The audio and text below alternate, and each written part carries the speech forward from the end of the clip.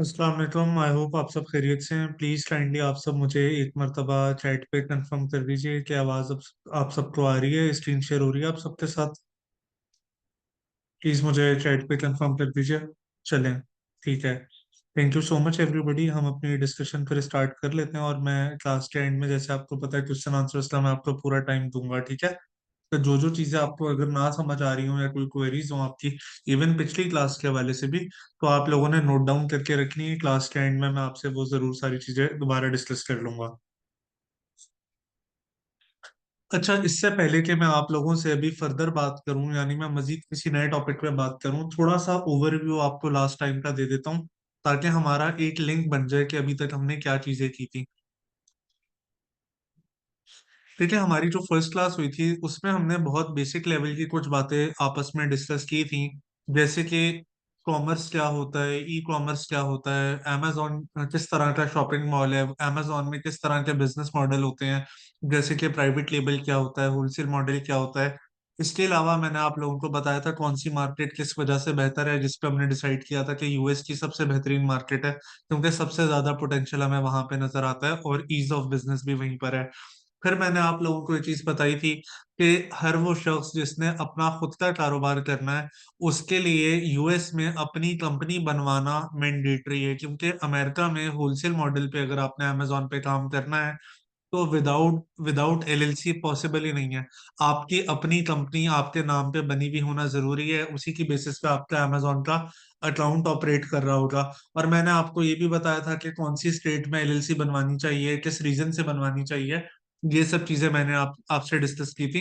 और साथ ही साथ आपको ये बताता चलूं कि विदाउट विदाउट एलएलसी आप कारोबार होलसेल मॉडल पे कर ही नहीं सकते, क्योंकि जब भी आप किसी ब्रांड या उसके डिस्ट्रीब्यूटर से राब्ता करते हैं तो वो सब लोग बिजनेस टू बिजनेस रिलेशनशिप देखते हैं, वो कंपनी टू कंपनी डीलिंग करते हैं। अगर आप पर्सनल लेवल पे उनसे बात करेंगे ना कि मैं मेरा नाम खिजर है, मैं आपके साथ काम करना चाहता हूँ, वो कभी भी आपसे राब्ता नहीं करेंगे। आप उन्हें बताएंगे मैं खिजर हूँ, मैं बिजनेस डेवलपमेंट मैनेजर हूँ इस कंपनी का, फिर वो आपसे बात करेंगे कि हाँ कंपनी टू कंपनी डीलिंग हो रही है। तो इसलिए एलएलसी वगैरह मस्ट है। यही रीजन है कि मैं पूरा हफ्ता ग्रुप में मैसेज करता रहा हूँ रिमाइंडर का कि भाई जो लोग अपना खुद का बिजनेस करना चाहते हैं तो प्लीज जो रिकमेंडेड सर्विस प्रोवाइडर बताए गए हैं उनसे राब्ता करें और अपनी एलएलसी वगैरह बनवाना स्टार्ट करें।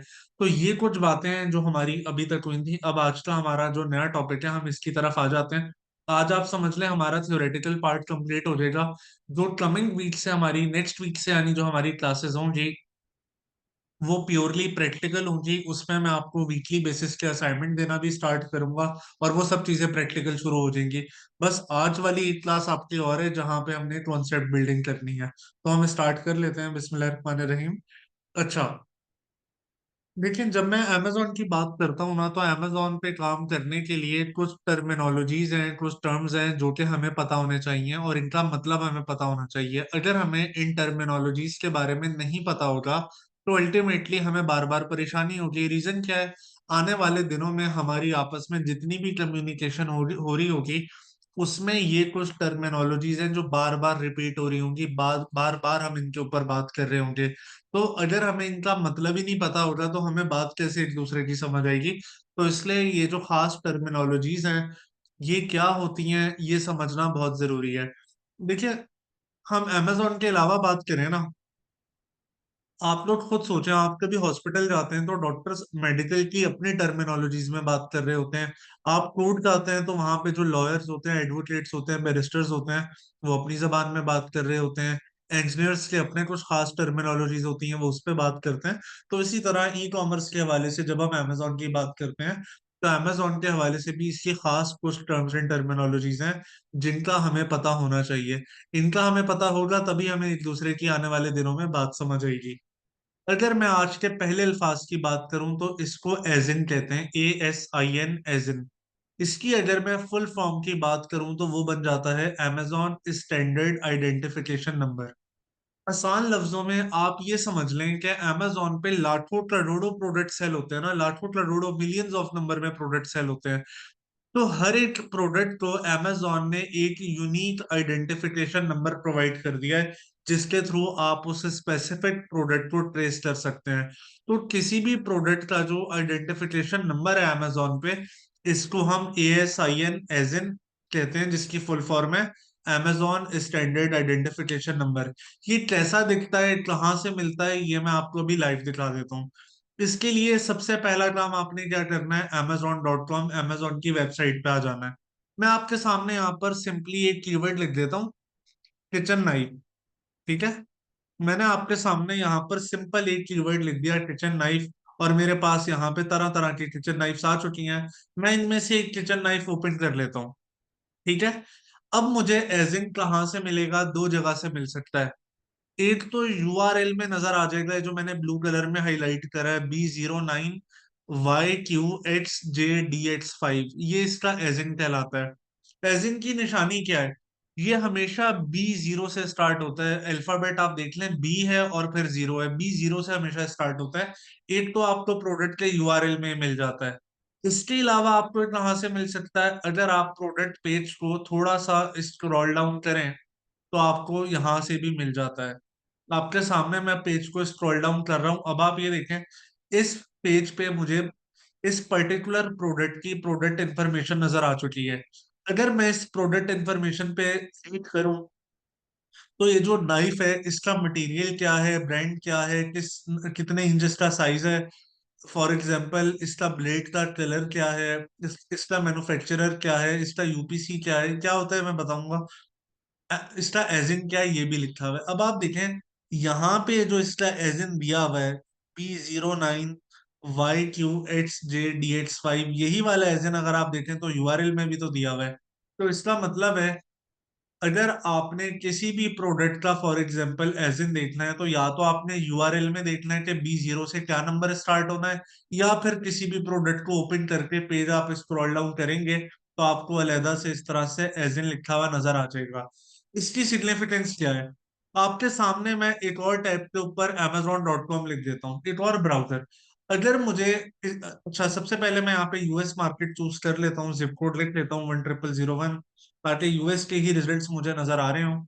अच्छा, अब जो मैंने एजिन कॉपी किया है ना, अब आप अंदाजा लगाएं, बिल्कुल नए ब्राउजर पर अगर मैं डायरेक्टली सिर्फ वो एजिन ही लिखता हूँ, फॉर एग्जांपल आपके सामने यहाँ से URL से मैंने इसको Ctrl+C से कॉपी किया एजिन को, और इस एजिन को अगर मैं दूसरे ब्राउजर में सिंपली एंटर करके पेस्ट करके एंटर करता हूँ ना, तो मैं डायरेक्टली उस प्रोडक्ट तक पहुंच सकता हूँ। आप देख लें, ये एजिन एंटर करने के बाद जो सबसे पहला प्रोडक्ट मेरे पास आया है, ये वही आया है जिसका मैंने एजिन लिखा है। आप चाहें तो दोबारा यहाँ पे देख सकते हैं कि सर्च बार में जो लिखा हुआ है और जो यहाँ पे URL में लिखा हुआ है, ये नंबर सेम है। इसी तरह जो मैंने इसके दूसरे पेज पर जहाँ पे ओपन करा था, तो आप देख सकते हैं कि अगर मुझे किसी प्रोडक्ट का एजिन पता है, तो मैं Amazon पे इतना ज्यादा, यानी किसी प्रोडक्ट को ढूंढने की बजाय सिर्फ उसका एजिन लिखूंगा तो उस प्रोडक्ट तक मैं पहुंच जाऊंगा बआसानी। तो ये कॉन्सेप्ट है हमारा एजिन का। प्लीज मुझे चैट पे कंफर्म करें एजिन क्या होता है, सबको क्लैरिटी है इसके ऊपर, कि सिंपल ये एक आइडेंटिफिकेशन नंबर है जिसके थ्रू Amazon पे तमाम प्रोडक्ट लिस्ट हुए हैं। ठीक है, ये तो हमारे पास हो गया एजिन। इसके बाद अब हम बात कर लेते हैं हमारा जो नेक्स्ट इंपॉर्टेंट कॉन्सेप्ट है। ये बड़ा आसान सा कॉन्सेप्ट है, मैं कोशिश करूंगा जितनी आसानी से आपको समझा सकूं। यहाँ पे लिखा हुआ है व्हाट इज BSR, और इसके आगे लिखा हुआ है डैश सेल्स वेलोसिटी। यानी BSR क्या होता है और इसका सेल वेलोसिटी से क्या ताल्लुक है। आप आपको पहले मैं एब्रिविएशन बता देता हूँ। ये जो BSR है ना, जो एब्रिविएशन है, इसकी फुल फॉर्म होती है बेस्ट सेलर रैंक भी कहा जाता है, इसको सेल्स रैंक भी कहा जाता है, और शॉर्ट फॉर्म में सिंपली इसको BSR बोला जाता है। अच्छा, अभी जो BSR है, इसका सेल वेलोसिटी से क्या ताल्लुक है, मैं आपको जितना आसान करके बता सकता हूँ मैं कोशिश करता हूँ। आप समझ लें कि Amazon, देखें Amazon जो है एक शॉपिंग मॉल है ना, और इस पे जितने भी प्रोडक्ट हैं वो डिफरेंट कैटेगरीज में डिवाइडेड है, और हर कैटेगरी का एक डिफरेंट सेल्स रैंक हो सकता है। बिल्कुल उसी तरीके से आप आसान लफ्जों में समझ लें कि Amazon जो है ना, ये एक स्कूल है। ठीक है, सिंपली एक स्कूल है। Amazon एक स्कूल है। अब अगर मैं स्कूल की बात करूं तो Amazon पे जैसे कैटेगरीज हैं, स्कूल में क्लासेस होंगी, 1 क्लास, 2 क्लास, 3 क्लास, 4, 5, 6, 7, 8, 9 मैट्रिक तक की वहाँ क्लासेस होंगी, या O लेवल्स तक की। सिंपल। ठीक है। अच्छा, अब आप ये देखें, जब स्कूल में हम बात करते हैं तो स्कूल में हर एक क्लास के अंदर नंबर ऑफ स्टूडेंट डिफरेंट होते हैं। इसी तरह हर क्लास में क्लास हाईएस्ट किसी किसी का ज्यादा होता है, किसी का कम होता है। जैसे हो सकता है कि मैट्रिक के अंदर क्लास हाईएस्ट 92% हो, पर क्लास वन में शायद 100% हो। ऐसा हो सकता है ना। क्लास टू में 96% हो सकता है। तो आप आसान लफ्जों में ये समझ लें कि जितने भी अमेजोन पे प्रोडक्ट है ना, वो डिफरेंट कैटेगरीज यानी डिफरेंट क्लासेस में डिवाइडेड है, पहली चीज। इसके बाद जो प्रोडक्ट जिस क्लास में या फॉर एग्जांपल स्कूल में क्या होता है, जिस क्लास का जो स्टूडेंट फर्स्ट सबसे ज्यादा नंबर लेता है उसकी फर्स्ट पोजीशन होती है। जो सेकंड हाईएस्ट नंबर लेता है उसकी सेकंड पोजीशन होती है। जो थर्ड हाईएस्ट नंबर लेता है उसकी थर्ड पोजीशन होती है। एंड सो ऑन, ये नंबरिंग चलती रहती है। इसी तरह amazon की जितनी भी डिफरेंट प्रोडक्ट कैटेगरीज हैं, किसी भी स्पेसिफिक कैटेगरी में जो प्रोडक्ट सबसे ज्यादा सेल होने वाला होता है, जो सबसे ज्यादा बिकने वाला आइटम होता है, उसकी पोजीशन होती है वन, फर्स्ट पोजीशन होती है। जो सेकंड हाईएस्ट सेलिंग आइटम होता है वो नंबर टू पे आता है। जो थर्ड हाईएस्ट सेलिंग आइटम होता है वो नंबर थ्री पे आता है। जो फोर्थ हाईएस्ट सेलिंग आइटम होता है वो फोर्थ पे आता है, और ये नंबर चलता जाता है। तो बीएसआर का ताल्लुक सेल वेलोसिटी से है कि जितनी ज्यादा प्रोडक्ट की सेल होगी, उतना ज्यादा अपनी कैटेगरी में उसकी जो रैंकिंग होगी या उसकी जो पोजीशन होगी, वो उतनी ज्यादा अच्छी होगी। मुझे प्लीज चैट पे कंफर्म करें बीएसआर क्या है और इसका क्या ताल्लुक है सेल वेलोसिटी से। क्लियर है आप सबको? जी, मजीद कुछ लोग बता दीजिए। चलें, ठीक है। अच्छा, ये तो हमारी बात हो गई बीएसआर तक की। अब यहाँ पे जो तीन कॉन्सेप्ट है ना, बड़े मिलते जुलते हैं। Review, rating, seller feedback. इसमें सबसे पहले मैं आपसे बात कर लेता हूँ रेटिंग के बारे में, कि प्रोडक्ट रेटिंग क्या होती है और ये प्रोडक्ट रिव्यू क्या होता है। इस पे हम बात कर लेते हैं। सबसे पहले लिखा हुआ है रिव्यू, तो चले इसी पे बात कर लेते हैं। रिव्यू होता है return comment on a product, यानी कि जब कोई भी कस्टमर प्रोडक्ट आपका खरीदता है, तो अमेजोन की तरफ से उस कस्टमर को ईमेल जाती है कि आपने जो रिसेंट परचेज करी थी इस प्रोडक्ट के बारे में अपना एक्सपीरियंस बताएं, आपको प्रोडक्ट कैसा लगा। तो लोग उसके बारे में अपनी राय का इजहार करते हैं, कमेंट देते हैं उसके ऊपर। तो इस चीज को हम प्रोडक्ट रिव्यू कहते हैं। कहाँ दिखता है ये हमें? आपके सामने मैंने एक प्रोडक्ट पेज ओपन करा हुआ है। अगर मैं इस प्रोडक्ट पेज पे स्क्रॉल डाउन करके बिल्कुल लास्ट पे चला जाऊं, इसको ड्रैग डाउन करता हुआ, स्क्रॉल डाउन करता हुआ, तो आप देख सकते हैं यहाँ पे लोगों ने रिटर्न कमेंट दिए हुए इस नाइफ के बारे में, जैसे कि very sharp and good quality, excellent value and very well balanced with comfortable weight. The steel quality is awesome. Have these for more than a year now and they are still getting the job done. A good plus was it came with a peeler and a knife sharpener, looked sleek and nice. यानी लोगों ने इस product के बारे में अपना return comment के through अपना ओपिनियन शेयर किया हुआ है। इसको हम क्या बोलेंगे? इसको हम प्रोडक्ट रिव्यू बोलेंगे या रिव्यू बोलेंगे। इसके बाद बारी आ जाती है रेटिंग की। अब ये जो प्रोडक्ट रेटिंग होती है ये क्या होती है? अगर मैं बिल्कुल इसको टॉप पर स्क्रॉल स्क्रॉल अप कर लूं, तो आप देख सकते हैं कि इसको 4.7 स्टार दिए हुए हैं।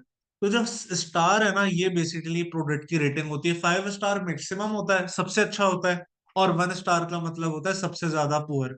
तो इसकी 4.7 एवरेज रेटिंग है, जो कि बहुत ही अच्छी रेटिंग कंसिडर होती है कि लोगों को प्रोडक्ट पसंद आ रहा है। तो प्रोडक्ट के बारे में कोई कमेंट करके बताता है तो रिव्यू कहलाता है, स्टार दे देता है तो ये प्रोडक्ट की रेटिंग कहलाती है, प्रोडक्ट रेटिंग। ये बात हो गई। इसके बाद सेलर फीडबैक क्या होता है और सेलर रेटिंग क्या होती है, इस पे बात कर लेते हैं। आपके सामने ये प्रोडक्ट है, ठीक है। अगर आप इसको राइट साइड पे कर्सर चेक करें, तो जहां पे मेरा कर्सर है आप ये देखें, लिखा हुआ है शिप फ्रॉम अमेजोन, के अमेजोन से शिप हो रहा है। लिटिल सोल्ड बाय पे सोल्ड बाय पे सेलर का नाम लिखा हुआ है, यानी जिस बंदे की शॉप है उस शॉप का नाम लिखा हुआ है। ये प्रोडक्ट अमेजोन पे कौन सी शॉप बेच रही है? ब्रियून डैश यूएस, ठीक है। अगर मैं इस शॉप के नाम को क्लिक कर देता हूं, तो इस शॉप के बारे में भी हमारे पास इंफॉर्मेशन आ जाएगी। आपके सामने शॉप का नाम आ चुका है। अब जो शॉप के बारे में लोगों ने रिटर्न कमेंट दिया हुआ है ना, कि शॉप मुझे अच्छी लगी, इसका डिलीवरी टाइम वगैरह ठीक था, तो जो शॉप के बारे में रिटर्न कमेंट होगा, इसको हम क्या बोलेंगे? इसको हम बोल देंगे seller feedback, return comment on a seller. और उस सेलर के को कितने स्टार रेटिंग लोगों ने दी हुई है, ये सेलर रेटिंग कहलाती है। जैसे कि इसकी स्टार रेटिंग 4.9 स्टार है आउट ऑफ 5, जो कि बहुत अच्छी रेटिंग कंसिडर होती है। तो आसान लफ्जों में अगर मैं स्टार्स की बात करूं प्रोडक्ट पे, तो उसको फिर आप प्रोडक्ट रेटिंग कह देंगे। सेलर पे स्टार है तो उसको आप सेलर रेटिंग कह देंगे। रिटर्न कमेंट है सेलर के बारे में तो सेलर फीडबैक कहलाएगा। रिटर्न कमेंट है प्रोडक्ट के बारे में तो वो प्रोडक्ट रिव्यू कहलाएगा। तो ये इसकी बिल्कुल बेसिक लेवल की अंडरस्टैंडिंग है। प्लीज मुझे चैट पे कंफर्म करें, यहाँ तक सारी बात क्लियर है आप सबको? चलें, ठीक है, थैंक यू। अच्छा, इसके बाद अब हम आ जाते हैं हमारे नेक्स्ट इंपॉर्टेंट बात के ऊपर कि ये बायोबॉट्स क्या होता है। देखिए, बायोबॉट्स एक बड़ा, एक कॉम्प्लेक्स सॉर्ट ऑफ टॉपिक है, एक बड़ी डिटेल डिस्कशन इस पे रिक्वायर्ड है, पर वो वक्त आने पे करूंगा। फिलहाल के लिए बायोबॉट्स क्या होता है ये मैं आपको बता देता हूँ। सिंपल, ये जो एड टू कार्ट या बाय नाउ वाला बटन होता है ना, इसको बोलते हैं। प्रैक्टिकली आपको दिखा देता हूँ। आपके सामने मैं प्रोडक्ट पेज पे दोबारा आ गया। अब ये जो राइट साइड पे येलो कलर में एड टू कार्ट और ये ऑरेंज कलर में आपको जो बाय नाउ लिखा हुआ है ना, ये वाला जो टैब है ना, इसको हम सिंपली बायबॉट्स कहते हैं। इसकी क्या सिग्निफिकेंस है, ये क्यों इतना इंपॉर्टेंट है, वक्त के साथ आने वाले दिनों में आपको ये चीजें सारी क्लियर होती जाएंगी। फिलहाल के लिए सिर्फ ये समझ लें आप कि जो एड टू कार्ट या बाय नाउ वाला बटन वाला ये जो टैब है ना, इसको हम आसान लफ्जों में सिंपली क्या कहते हैं, इसको हम बायबॉट्स कहते हैं। फिलहाल के लिए आपने इतना समझ लेना है। इसके बाद बारी आ जाती है स्टॉक कीपिंग यूनिट की। स्टॉक कीपिंग यूनिट, देखिए आपको एक बात बताऊं, ये जो एजन है ना, ये भी तो एक स्टॉक कीपिंग यूनिट है। स्टॉक कीपिंग यूनिट होता क्या है? चाहे अमेजोन है, चाहे पाकिस्तान में हम बात करें तो जैसे इम्तियाज मेट्रो है, या फिर आप लोग कभी भी कुछ भी शॉपिंग करने जाते हैं किसी भी अच्छे शॉपिंग मॉल से, तो आपने देखा होगा जब आप बिल पे करते हैं तो आपको एक इनवॉइस या रिसीट मिलती है, और आपके हर प्रोडक्ट के नाम से पहले कोई कोड, आइटम नंबर वगैरह लिखा हुआ होता है। वो जो आइटम कोड वगैरह या वेंडर आईडी या आइटम नंबर कुछ भी लिखा हुआ होता है ना, उसको स्टॉक कीपिंग यूनिट कहा जाता है। हमेशा हर किसी ने, फॉर एग्जाम्पल अमेजोन है तो अमेजोन ने अपने लिहाज से आइडेंटिफिकेशन नंबर दिए हुए हैं। मेरी अपनी शॉप है तो मैंने शायद अपने तौर पे नंबर उन्हें दिए हुए होंगे।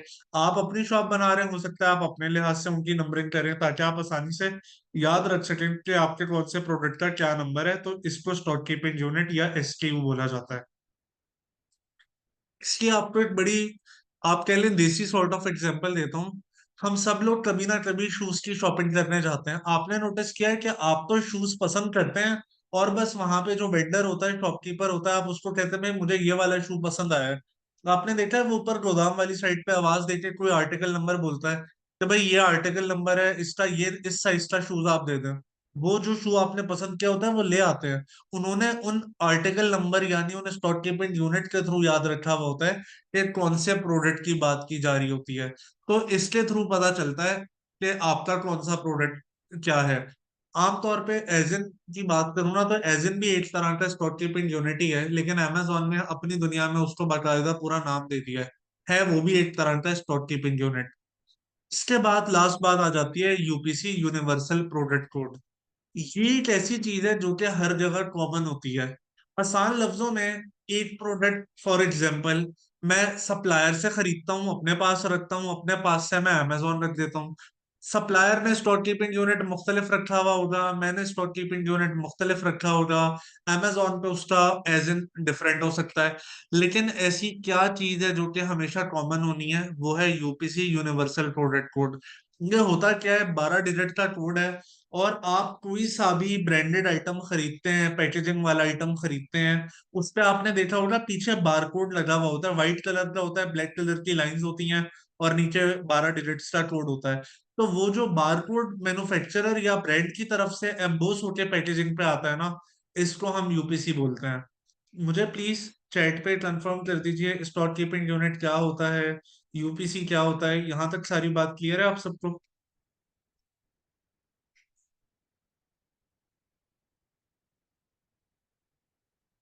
चले, ठीक है। एग्जाम्पल यहाँ पर एक भाई है, इन्होंने एग्जाम्पल पूछी है। सिंपल सी बात है, फॉर एग्जाम्पल आप नेशनल का मसाले का पैकेट लाते हैं, तो आपने देखा है पीछे उसकी व्हाइट कलर का बारकोड दिया हुआ होता है ना। आप कोई फॉर एग्जाम्पल परफ्यूम की बोतल लेते हैं, उस पे भी बारकोड दिया हुआ होता है। आप मोबाइल खरीदते हैं, मोबाइल पे भी बारकोड दिया हुआ होता है। तो हर प्रोडक्ट की पैकेजिंग पे जो बारकोड दिया हुआ होता है वो यूपीसी है। और इसकी सिग्निफिकेंस क्या है, जैसे कि एक भाई ने पूछा हुआ है, तो आने वाली क्लासेस में हमने जब प्रोडक्ट एनालिसिस करना है ना, तो यूपीसी एक ऐसा कॉमन, एक ऐसी कॉमन चीज होती है जो कि हर जगह सेम होती है। तो एक प्रोडक्ट को मैच करने में हेल्प करती है कि सप्लायर जो प्रोडक्ट दे रहा है क्या वो वही प्रोडक्ट है जो अमेजोन पे रजिस्टर है, ताकि वो हम खरीद के आगे रीसेल कर सकें। जी मुझे चैट पे बताइए, अभी यहाँ तक की सारी बात क्लियर है आप सबको?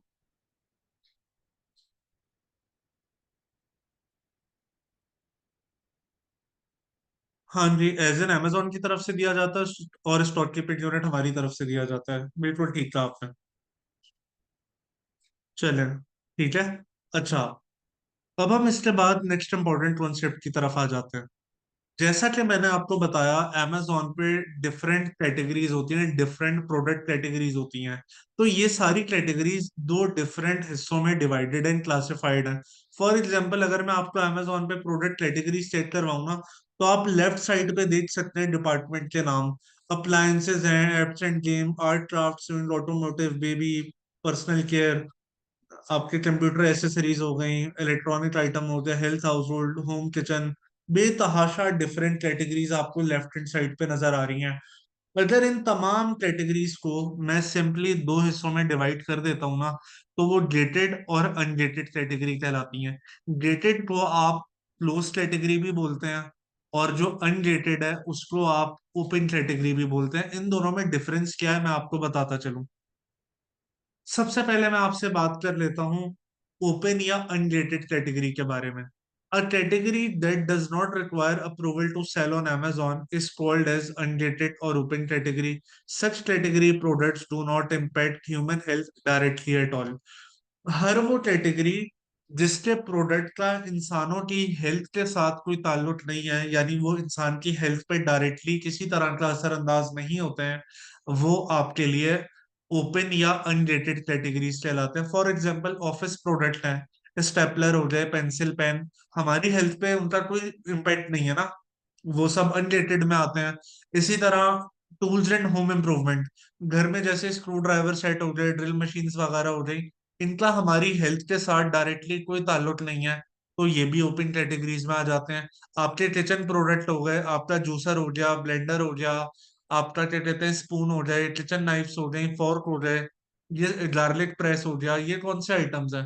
किचन के आइटम्स हैं, पर इनका हमारी हेल्थ पे डायरेक्टली कोई असरअंदाज नहीं होता ये, तो ये भी ओपन और अनरेटेड है। यानी ये वो प्रोडक्ट होते हैं जो अमेजोन कहता है इसका इंसान की हेल्थ वगैरह से कोई ताल्लुक नहीं है ना, आप राइट फ्रॉम डे वन आराम से अमेजोन पे सेल कर सकते हैं, तो इनको हम ओपन कैटेगरीज कहते हैं।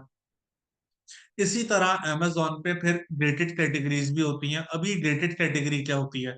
A gated category is a category that requires Amazon's approval for sale. Amazon might require performance set, additional fees, and other qualifications such as invoices from supplier or letter of authorization from brand for certain products and categories. The categories are gated to protect both the customer and the seller. How to find if the category is gated or you are eligible to sell the product? Create a Me Too listing and see the required document. अच्छा, यहाँ पे जो ये वाली बात है ना, ये तो जब वक्त आएगा जब आपके Amazon अकाउंट बन जाएंगे, ये वाली बात तो हम तब डिस्कस करेंगे कि प्रैक्टिकली कैसे चेक होता है।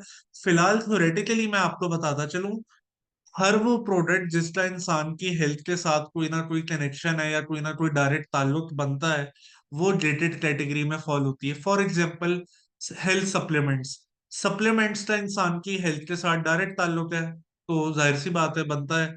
इसी तरह beauty items, for example cosmetic products हैं, लोशन की बात कर लेते हैं, लोशन आपने अपनी स्किन पे लगानी है, अगर वो सब स्टैंडर्ड क्वालिटी की होगी तो ऑब्वियसली आपको स्किन एलर्जी वगैरह हो सकती है। ग्रोसरी आइटम, फूड है, आपने खाना है, कंज्यूम करना है, अगर वो सब स्टैंडर्ड क्वालिटी का होगा आपकी हेल्थ के लिए नुकसानदेह हो सकता है। तो आसान लफ्जों में, हर वो आइटम जो इंसान की हेल्थ से ताल्लुक नहीं रखता, जिसका इंसान की हेल्थ पे नॉर्मल रूटीन में कोई असरअंदाज नहीं होता, वो अनरेटेड या ओपन कैटेगरी कहलाता है। हर वो प्रोडक्ट कैटेगरी जिसका ताल्लुक इंसान की हेल्थ के साथ है किसी भी हवाले से, वो अल्टीमेटली ग्रेटेड कैटेगरी में आती है। मुझे सिर्फ चैट पे ये कंफर्म कर दें, ग्रेटेड और अनग्रेटेड में क्या डिफरेंस है, ये क्लियर है? अभी मैं आपको ये चीज बताऊंगा कि अगर आपने फॉर एग्जांपल ग्रेटेड प्रोडक्ट है तो उसको अनग्रेड कैसे करवाया जा सकता है, ये वाली बात मैं भी आपको बताने लगा हूँ। चलें, अब लेट सपोज आप में से कोई कहता है कि भाई मैंने राइट फ्रॉम डे वन, मैं पहले दिन से फॉर एग्जाम्पल डेटेड आइटम बेचना चाहता हूँ। मैं कहता हूँ फॉर एग्जाम्पल, मैं बोलता हूँ कि भाई पाकिस्तान में मेरी कॉस्मेटिक्स की शॉप है, मैं अमेजोन पे भी कॉस्मेटिक्स कैटेगरी पे काम करना चाहता हूँ, ब्यूटी रिलेटेड आइटम्स बेचना चाहता हूँ। हो सकता है ना ऐसा? उसका तरीकेकार क्या होगा? अनडेटिंग के लिए amazon कहता है इन सारी फॉर्मेलिटीज में से कोई एक चीज करके देते हैं। पहला option, provide invoice from the brand, 10 units minimum for a single product. amazon कहता है या तो आप हमें ब्रांड से 10 यूनिट किसी भी प्रोडक्ट के खरीदे और उसकी इनवॉइस चेक करा दें ताकि हमें कंफर्म हो जाए कि आपने वाकई में ओरिजिनल आइटम खरीदा और डायरेक्ट डायरेक्ट ब्रांड से खरीदा है। दूसरा ऑप्शन अमेजोन क्या कहता है, पहला वाला नहीं कर सकते तो अमेजोन ने फिर दूसरा ऑप्शन बता दिया है, प्रोवाइड इनवॉइस फ्रॉम डिस्ट्रीब्यूटर, या फिर उस ब्रांड के होलसेलर या डिस्ट्रीब्यूटर से कम से कम 10 यूनिट खरीदें किसी प्रोडक्ट के और वो इनवॉइस हमें चेक करा दें ताकि हम चेक कर लें कि जो डिस्ट्रीब्यूटर है ये ऑथेंटिक है, ये ओरिजिनल आइटम बेचता है कि नहीं बेचता। अमेजोन तसल्ली कर लेगा, आपको अलाउ कर देगा। अगर ये भी नहीं हो सकता तो अमेजोन तीसरा ऑप्शन देता है, provide sales order which shows a purchase of 50 units in a single order for a single product। कुछ ऐसे प्रोडक्ट हैं जिसपे अमेजोन कहता है कि भाई 10 के बजाय 50 यूनिट का पहले आप सप्लायर के पास ऑर्डर प्लेस करें और उसकी जो ईमेल पे आपके पास ऑर्डर कंफर्मेशन आती है उसका स्क्रीनशॉट वगैरह हमें चेक करा दें ताकि हम तसल्ली कर लें कि आपने वाकई में ऑर्डर प्लेस किया था। और हम सप्लायर से स्क्रूटनी भी करेंगे कि क्या ये ऑथेंटिक आइटम है। स्क्रूटनी का प्रोसेस कंप्लीट हो जाएगा, अमेजोन आपको अलाउ कर देगा। और आखिरी तरीका क्या है, रिटर्न में ब्रांड आपको लिख के दे दे ऑथराइजेशन लेटर के भाई हाँ जी ये हमारा, आप हमारे ऑथराइज रीसेलर हैं, हमारे प्रोडक्ट आप अमेजोन पे बेच रहे हैं। इन चार में से कोई एक भी रिक्वायरमेंट अगर आप पूरी कर सकते हैं तो आप अनडेटिंग कर सकते हैं राइट फ्रॉम डे वन। और आमतौर पे जो सबसे आसान काम है ना वो ये वाला है कि आप किसी भी होलसेलर से कम से कम 10 यूनिट्स की परचेज करें और उसकी इनवॉइसेस सप्लायर को, अमेजोन को प्रोवाइड कर दें। अच्छा, अमेजोन ने ये शर्त रखी क्यों है? क्योंकि यहाँ पे इंसान की हेल्थ इन्वॉल्व हो रही है। तो अमेजोन ये चेक करना चाहता है कि जो प्रोडक्ट आप खरीद के अमेजोन पे बेचने लगे हैं क्या ये ऑथेंटिक है, क्या ये ओरिजिनल है। ऐसा तो नहीं है कि किसी ने पॉन्ड्स की क्रीम आपसे खरीदी है तो आप उसकी कोई चाइना से कॉपी बनवा के बेच रहे हैं। तो अमेजोन प्रोडक्ट की ऑथेंटिसिटी चेक करने के लिए राइट फ्रॉम डे वन आपसे इनवॉइसेस वगैरह मांग लेता है। अगर आप ये चीज, इनमें से इन सारे डॉक्यूमेंट्स में से कोई एक डॉक्यूमेंट भी प्रोवाइड कर देते हैं तो अमेजोन आपको अलाउ कर देता है, यानी आपके लिए उस कैटेगरी को अनडेट कर दिया जाता है कि हाँ जी अब आप रीसेल कर सकते हैं। और ऑब्वियस सी बात है इसमें थोड़ा सा रिस्क लेना पड़ता है क्योंकि पहले 10 यूनिट खरीदेंगे तो इनवॉइस मिलेगी ना, अगर परचेज ही नहीं किया तो इनवॉइस कहाँ से मिलेगी। और ये जो भी परचेज होती है ये आपकी अपनी कंपनी डिटेल पे होती है, यानी जिस कंपनी डिटेल पे आपने अमेजोन का अकाउंट बनाया है ना उसी कंपनी की वेबसाइट और उसी कंपनी के ईमेल और उसी कंपनी के बैंक अकाउंट से पेमेंट करके ये पूरा प्रोसेस होता है। जब प्रैक्टिकल क्लासेस आएंगी इसकी तो मैं लाइव आपको बताऊंगा कि कैसे ऑर्डर प्लेस किया जाता है, कैसे परचेज होती है। प्लीज मुझे चैट पे कंफर्म करें अनडेटिंग कैसे करवाई जा सकती है। थ्योरेटिकल लेवल पे क्लियर है आप सबको?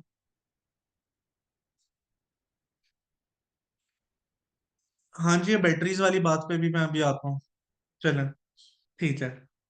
अच्छा, अब यहाँ पर बात आ जाती है बड़ी इंटरेस्टिंग कि कौन कौन सी ऐसी कैटेगरीज है जिनमें एज अ न्यू सेलर आप काम कर सकते हैं। देखिए, होलसेल मॉडल में आप गेटेड या अनगेटेड हर कैटेगरी में राइट फ्रॉम डे वन काम कर सकते हैं। अनगेटेड है तो मसला ही नहीं है, गेटेड है तो आप अनगेट करवा लें परचेज करके, इनवॉइस प्रोवाइड करके। कुछ कैटेगरीज के बारे में मैंने यहाँ पे बताया हुआ है कि कौन सी गेटेड है कौन सी अनगेटेड है। जैसे कि बेबी प्रोडक्ट डेटेड है, बच्चों बच्चे नाजुक होते हैं तो उनके हवाले से हर चीज को डेटेड रखा गया है, उनकी हेल्थ को ध्यान में रखते हुए। ब्यूटी प्रोडक्ट स्किन का ताल्लुक आ जाता है, इंसान की स्किन इन्वॉल्व हो रही है, डेटेड है। हेल्थ एंड हाउस होल्ड में जो जैसे सप्लीमेंट्स वगैरह हो गए फॉर एग्जाम्पल, डेटेड में आते हैं, कंज्यूम करना है। Home and kitchen items obviously undated है क्योंकि इनका हमारी हेल्थ से ताल्लुक नहीं है। Industrial and scientific partially dated, it means कि कुछ इसमें डेटेड है कुछ अनडेटेड है। फॉर एग्जाम्पल, अगर मैं साइंटिफिक कैलकुलेटर की बात करूं है तो इंडस्ट्रियल साइंटिफिक आइटम ही, लेकिन उसका हमारी हेल्थ से कोई नुकसान नहीं है। लेकिन अगर मैं कुछ केमिकल्स की बात करूं, केमिकल खरीदना हो, लेट सपोज फॉर एग्जांपल तो वहां पर फिर वही बात है, उनमें फ्यूम्स वगैरह का भी खतरा होता है, उनकी स्मेल ऑर्डर वगैरह किस तरह की हो सकती है, तो ऑब्वियसली वो रेटेड रखा गया है। किचन एंड डाइनिंग, किचन के हवाले से आइटम्स अनरेटेड है। पेट सप्लाईज रेटेड है। पेट सप्लाईज क्यों रेटेड है? इंसान अपने बाद अपने पेट्स का सबसे ज्यादा ख्याल रखता है, तो जहां पे इंसान की हेल्थ जरूर इंपॉर्टेंट है, वहां पे पेट्स की भी जरूरी है। आपको पता है कि बाहर के मुल्कों में जरा सा भी पेट्स या कोई इवन आप एनिमल वगैरह जरा से भी एनिमल एब्यूज वगैरह होती है, तो जो एनिमल राइट्स वगैरह के जो एक्टिविस्ट होते हैं वो फॉरेन प्रोटेस्ट वगैरह शुरू कर देते हैं। तो इस चीज को बहुत ज्यादा सीरियसली लिया जाता है। इसलिए जहां इंसान की हेल्थ इंपॉर्टेंट है, वहां जानवरों की भी इंपॉर्टेंट है, पेट्स का भी ख्याल रखना पड़ता है। आर्ट क्राफ्ट एंड सीविंग, जैसे कि आपके पेंट क्रेयॉन्स वगैरह रिलेटेड आइटम्स हो गए, अनरिलेटेड है, हमारी हेल्थ से कोई ताल्लुक नहीं है। ऑफिस प्रोडक्ट जैसे स्टेपलर, पेंसिल, पेन्स, रूलर हो गया आपके, इस तरह के आइटम्स जो होते हैं, प्रिंटर पेपर वगैरह हो जाए, हमारी हेल्थ से कोई ताल्लुक नहीं है, अनरिलेटेड है। लॉन पेटियो गार्डन जैसे ग्रास कटर हो गया, सीजर वगैरह हो गए, अनरिलेटेड है, हमारी हेल्थ से कोई ताल्लुक नहीं है। स्पोर्ट्स एंड आउटडोर अनरिलेटेड है। टूल्स एंड होम इम्प्रूवमेंट ये भी अनरिलेटेड है, फॉर एग्जाम्पल ड्रिल मशीन वगैरह। टॉयज एंड गेम्स क्योंकि बच्चों के हवाले से प्रोडक्ट है, यानी बच्चे यूज करते हैं। तो अमेरिका में आपको मैं बताता चलूं, जो भी ब्रांड अपने टॉयज प्रोडक्ट बनाते हैं ना, उन्हें बाकायदा चाइल्ड प्रोडक्ट सर्टिफिकेट ऑब्टेन करना पड़ता है, प्रोडक्ट की लैब टेस्टिंग होती है। जब यूएस गवर्नमेंट के जो लेबोरेटरीज है ना, जो अप्रूव्ड लेबोरेटरीज है, वो उसको अलाउ करते हैं कि हाँ ये बच्चों के लिए सेफ है प्रोडक्ट, तब जाके वो मार्केट में अलाउ होता है। तो इतना ख्याल वहां पे रखा जाता है। पर ये सारी जो दर्जे सरी है, ये ब्रांड ने उठानी होती है, आप तो सिंपली रीसेलर है। सिर्फ मैं आपको एक बैकग्राउंड बता रहा हूँ इस बात का। इसके अलावा ग्रोसरी, ग्रोसरी में हर आइटम आपका कंज्यूमेबल में आ जाता है, जो आपने खाना पीना है। तो अल्टीमेटली उसका अगर वो सब स्टैंडर्ड क्वालिटी होगी, तो अल्टीमेटली आपकी हेल्थ पे बात आ जानी है, इसलिए ग्रेडेड रखा गया है। ये सिर्फ आपको समझाने के लिए, आपकी आसानी के लिए यहाँ पे यानी बायोफरकेट भी कर दिया गया है। अच्छा, अब जैसे यहाँ पे अभी एक सवाल बैटरी वगैरह के हवाले से आया था ना, तो वो वाली चीज यहाँ पे क्लियर हो जाएगी। देखिए, मैं ये नहीं कह रहा कि ये प्रोडक्ट आपने बेचने ही नहीं है। मैं कह रहा हूँ अवॉइड करने चाहिए। कौन से ऐसे प्रोडक्ट हैं जो हमें अवॉइड करने चाहिए? सबसे पहले easily breakable, that are fragile item made up of glass. अगर कांच के बने हुए आइटम आप Amazon पे बेचेंगे, तो रास्ते में टूटने वगैरह का खतरा होगा ऑब्वियसली। अगर कोई आइटम टूट जाता है रास्ते में, तो अल्टीमेटली नुकसान तो हमारा है ना, यानी आप एज अ सेलर आपका नुकसान है अगर आपकी इन्वेंट्री रास्ते में टूट रही है। तो अच्छा, उसको बचाने के लिए आप बबल रैप कर सकते हैं। अगर आप बबल रैप करेंगे तो उसके ऊपर एडिशनल खर्चा आपका आएगा, तो आपका प्रॉफिट हिट हो सकता है। तो इसलिए अवॉइड करने का कहा जाता है ग्लास आइटम, क्योंकि ग्लास आइटम भले आप बबल रैप भी कर रहे हैं, उनमें टूटने का खतरा अपनी जगह रहता है। दूसरी बात, हैजमेट आइटम, हर वो आइटम जिससे आग लगने का खतरा हो, जैसे कि बैटरीज हो गई, जैसे कि परफ्यूम्स हो गए, बॉडी स्प्रे हो गए, इंसेक्टिसाइड हो गए, इंसेक्ट किलर स्प्रे हो गए, पेस्टिसाइड्स हो गए, यानी हर वो प्रोडक्ट जिसपे फ्लेमेबल का साइन बना हुआ होता है, वो हैजमेट होता है। इस तरह के आइटम्स अव्वल तो अमेजोन नए क्लाउड पे आपको 6 से 8 महीने बेचने नहीं देता, इवन समटाइम पहला 1 साल भी नहीं बेचने देता। और बाद में अलाउ कर भी दे तो इस पे अमेजोन की जो है फीसेस वगैरह काफी ज्यादा होती हैं। तो इसलिए इस पॉइंट ऑफ व्यू से अवॉइड करना चाहिए। हर वो आइटम जो फ्लेमेबल है वो हैजमेट कैटेगरी में आता है। इसके बाद वेरिएशन वाले आइटम्स, हर वो आइटम जिसमें तरह तरह की वेरिएशन हो ना, उनमें वो ना, आप कह सकते हैं कि थोड़ा सा मुश्किल हो जाता है गेस करना कि कौन सी वेरिएशन सेल होगी। It is hard to cope up in the start as the different size, colour, quality. It is hard to guess which variation sells the best. For example, मैं लेवाइस की shirt बेचना चाहता हूँ। तो अब वो simple एक ही शर्ट है, वो रेड कलर में भी है, ब्लू में भी है, रेड ग्रीन में भी है, ठीक है। उसके बाद हर कलर स्मॉल साइज में भी है, मीडियम में भी है, लार्ज में भी है। अब एज अ सेलर मुझे कैसे पता कि कौन सा कलर मार्केट में ज्यादा पॉपुलर होने वाला है, कौन सा साइज ज्यादा सेल होने वाला है? अब इसके दो तरीके हैं, या तो मैं हर कलर के सारे साइज खरीद लूं, तो हो सकता है उनमें से कोई एक आध कलर तो अच्छा सेल हो जाए, पर बाकी इन्वेंट्री स्टक हो जाए।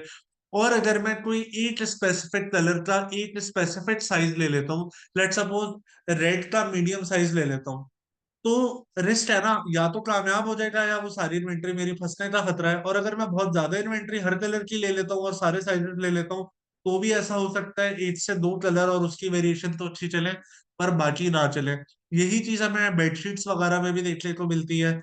सेम डिजाइन वाली जो बेडशीट है, वो सिंगल बेड की भी आती है, डबल बेड की भी आती है, सोफा कम बेड के लिए भी आ रही होती है। उस पे फिर डिफरेंट कलर्स भी आ जाते हैं, तो इस तरह के आइटम्स को अवॉइड करना ही बेहतर है।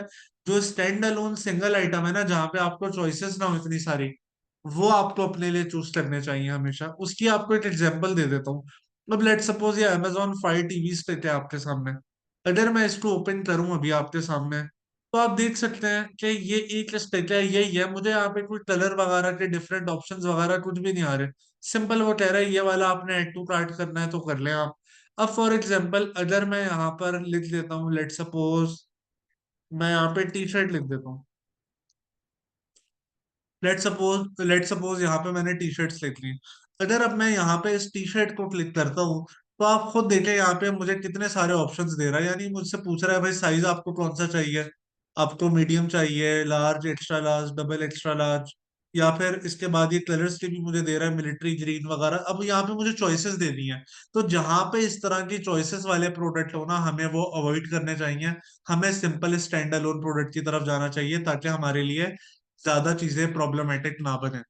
इसके अलावा इलेक्ट्रिकल आइटम्स, अगर आपने इलेक्ट्रिकल आइटम्स बेचने हैं तो हमेशा ब्रांडेड आइटम बेचें, जो बड़े वेल नोन ब्रांड हैं, जैसे फिलिप्स है, सैमसंग है, एलजी है, पैनासोनिक है, कैनवुड है।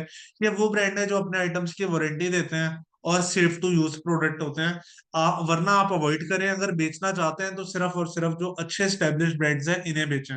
इसके अलावा वो प्रोडक्ट आपको अवॉइड करने चाहिए, नहीं बेचने चाहिए, जिनमें क्वालिटी इश्यूज हो, यानी जिनकी स्टार रेटिंग बुरी हो। फॉर एग्जाम्पल, जहां पर ये 4.3 स्टार है, अगर ये 1 स्टार रेटिंग होती है, 2 स्टार होती, तो फिर इसका मतलब है क्वालिटी खराब है, तभी तो लोग बुरी रेटिंग दे रहे हैं। तो फिर जब वो प्रोडक्ट अल्टीमेटली फेल होना शुरू हो जाता है, जिसकी प्रोडक्ट रेटिंग अच्छी ना हो, तो इस चीज का हम लोगों को ख्याल रखना चाहिए। इसलिए ये वो आइटम्स हैं जिन्हें हमें अवॉइड करना चाहिए। बेचना चाहें तो बेच लें, पर मेरे ख्याल से आपको अवॉइड करना ही बेहतर होता है, ताकि आप नुकसान से बच सकें। प्लीज मुझे चैट पे कंफर्म करें, यहाँ तक सारी बात क्लियर है आप सबको? जी प्लीज ज्यादा से ज्यादा लोग बताइए, ताकि मुझे तसल्ली रहे। चलो, ठीक है। अच्छा, इसके बाद अब हम एक और इम्पोर्टेंट बात कर लेते हैं। देखें, आज हमारा प्रैक्टिकल सेशन नहीं है, अगली क्लास से प्रैक्टिकल स्टार्ट होंगे। तो फिलहाल आप ये समझें कि आप सबको ये तो पता है कि आपने ब्रांडेड आइटम अपने लिए ढूंढना है और उसको खरीद के फिर मार्केट में अमेजोन पे रीसेल करना है। तो ये जो प्रोडक्ट हंटिंग या जो प्रोडक्ट रिसर्च कहलाती है, ये खुद से आप नहीं करते मैन्युअली, इसके लिए डिफरेंट सॉफ्टवेयर यूज किए जाते हैं। अभी जो सॉफ्टवेयर हैं इन्हें आप टूल्स भी बोलते हैं, टूल्स भी कहा जाता है, सॉफ्टवेयर भी कहा जा सकता है। अब इनमें कुछ सॉफ्टवेयर ऐसे हैं जो कि फ्री हैं, कुछ हैं जो पेड हैं। तो अब मैं आपको आज बताऊंगा कि कौन कौन से ऐसे इंपॉर्टेंट टूल्स हैं जो कि हमने अपने इस बिजनेस मॉडल में यूज करने होते हैं। आज का मकसद ये नहीं है कि यूज करना कैसे है। आज का मकसद सिर्फ ये है कि आपको पता चल जाए कि कौन कौन से टूल यूज कर रहे हैं, किस टूल का क्या नाम है और उसका क्या पर्पस है। अगली क्लास से उन सारे टूल्स की प्रैक्टिकल इम्प्लीमेंटेशन स्टार्ट हो जाएगी, तो आपने परेशान नहीं होना। फिलहाल सिर्फ आपने इस पे फोकस रखना है कि टूल का नाम क्या है और उसका पर्पस क्या है। अच्छा, अगर मैं आज के सबसे पहले टूल की बात करूं तो इसका नाम है डीएस क्विक व्यू एक्सटेंशन, और जैसा कि यहाँ लिखा हुआ भी है फ्री। तो ये एक फ्री टूल है। ये करता क्या है, it provides you information on a product page about their BSR as in main category. It also shows you about the seller's information, how many sellers are selling the product, और if Amazon is involved or not। खैर ये तो सब basic बातें हमें वैसे भी पता चल जाती हैं। मेन बात ये है कि ये टूल हमारा टाइम बचाता है। कैसे टाइम बचाता है, मैं भी आपको लाइव यहाँ पे शो करवा देता हूँ। लेट सपोज यहाँ पे मैंने लिख दिया दोबारा से किचन नाइफ, और आपके सामने ना मैं कोई एक किचन नाइफ ओपन भी कर लेता हूँ। लेट सपोज ये वाली ओपन कर लेते हैं फिलहाल। अच्छा, अब सबसे इंपॉर्टेंट बात पहले, डीएस क्विक व्यू एक्सटेंशन आपको मिलेगा कैसे? आपने सिंपली google.com पर आना है। गूगल पे आपने लिखना है डीएस क्विक व्यू एक्सटेंशन। आपके सामने डीएस क्विक व्यू एक्सटेंशन है, आपने इसको एंटर करना है। आपके सामने यहाँ पे शुरू में ही लिखा हुआ नजर आ जाएगा DS quick view Chrome web store, आपने सिंपली इसको क्लिक करना है। ये फर्स्ट वाला इसका साइन है। मेरे पास क्योंकि है, पहले से देख सकते हैं आप, ऐड हुई भी है, तो मेरे पास तो रिमूव का बटन आ रहा है। आपके पास यहाँ पे ब्लू कलर के टैब में लिखा हुआ आएगा ऐड टू क्रोम, आपने simply add to Chrome click करना है और ये एक्सटेंशन आपके पास यहाँ पे ऐड हो जाएगी। इस तरीके का साइन देगी, जहां पे मेरा कर्सर है आप देख सकते हैं, ठीक है। अच्छा, ये हमारा टाइम कैसे बचाता है? अगर मुझे इस प्रोडक्ट की तमाम प्रोडक्ट इंफॉर्मेशन देखनी है ना, तो आप देखें, पहले मैंने प्रोडक्ट पेज ओपन करा है, फिर मैं इसको स्क्रॉल डाउन करे जा रहा हूँ, करे जा रहा हूँ, आपके सामने अच्छा खासा स्क्रॉल डाउन किया है, तब जाके इसका ये मुझे प्रोडक्ट इंफॉर्मेशन का पेज नजर आया है, जहाँ पे इसका मुझे बीएसआर पता चल रहा है, प्रोडक्ट कब से सेल हो रहा है अमेजोन पे, इसका एजिंग क्या है, इसका वेट कितना है, इसका यूपीसी क्या है, इसकी कंस्ट्रक्शन टाइप क्या है, इसका ब्रांड का नाम क्या है। अच्छी खासी मेहनत हुई है, प्रोडक्ट ओपन करा, फिर मैं स्क्रॉल डाउन करे जा रहा हूँ, तब जाके पता चल रहा है। लेकिन डीएस क्विक व्यू क्या करता है? डीएस क्विक व्यू के थ्रू आप खाली इस तरह से कर्सर लाते हैं ना, प्रोडक्ट पेज ओपन करे बगैर, ये बेसिक लेवल की प्रोडक्ट इंफॉर्मेशन आपको किसी प्रोडक्ट का पेज मैन्युअली ओपन करे बगैर बता देता है। इससे आप देखें, बेसिक इंफॉर्मेशन पहले ही आपको पता चल जाती है, आपका टाइम बच जाता है। वरना आप इमेजिन करें कि मैं हर एक आइटम को पहले इस तरीके से ओपन करूं, फिर मैं उसके लोड होने का वेट करूं, फिर मैं स्क्रॉल डाउन करूं, तब जाके मुझे इंफॉर्मेशन मिले। जबकि डीएस क्विक व्यू मेरी जिंदगी कैसे आसान कर रहा है, मैं खाली प्रोडक्ट की पिक्चर के ऊपर कर्सर ला रहा हूँ, और आप देख सकते हैं इसकी तमाम तर जो इंपॉर्टेंट प्रोडक्ट इन्फॉर्मेशन है, हर प्रोडक्ट की बिल्कुल एक्यूरेसी के साथ मेरे पास आ रही है। तो इस तरह हमारा टाइम सेव हो जाता है। ये काम है हमारे पहले टूल डीएस क्विक व्यू का। क्लियर है? आप डीएस क्विक व्यू क्या करते हैं, सबको क्लैरिटी है इसके ऊपर? चले, ठीक है।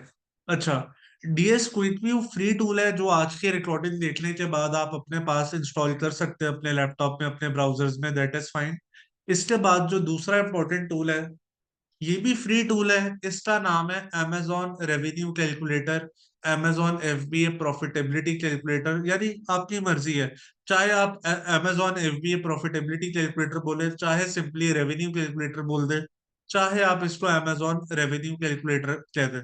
इसका जो प्रॉपर डेमो है ये आपको तब मिलेगा जब हमारी प्रोडक्ट एनालिसिस की क्लास होगी। फिलहाल आप ये समझ लें कि ये एक ऐसा टूल है, amazon का अपना टूल है। इसको हमने सिर्फ ये बताना होता है कि ये प्रोडक्ट हम अमेजोन पे इस प्राइस पे बेचना चाहते हैं, और इस प्राइस पे हमने खरीदा है। तो ये आपको खुद ही बता देगा कि अगर इस खरीदी हुई प्राइस पर आप अमेजोन पे बेचते हैं, तो क्या आपको प्रॉफिट होगा या नहीं होगा। तो आपकी डिसीजन मेकिंग हो जाती है। यानी कि अगर आपको प्रॉफिट होगा तो फिर आप वो आइटम खरीदना पसंद करेंगे। अगर आपको लगेगा कि नहीं, इसमें तो मुझे लॉस हो रहा है, तो जाहिर सी बात है फिर आप उस प्रोडक्ट की तरफ नहीं जा रहे होंगे। तो आपके डिसीजन मेकिंग में हेल्प करता है ये काम कैसे करता है, बहुत सिंपल है। कैसे मिलेगा आपको, आपने सिंपली यहाँ पे amazon रेवेन्यू कैलकुलेटर लिखना है गूगल पर आके, तो आपको ये amazon एफबीए रेवेन्यू कैलकुलेटर बआसानी मिल जाएगा। ये फ्री है, इसको यूज करने के लिए amazon पे अकाउंट होना जरूरी नहीं है।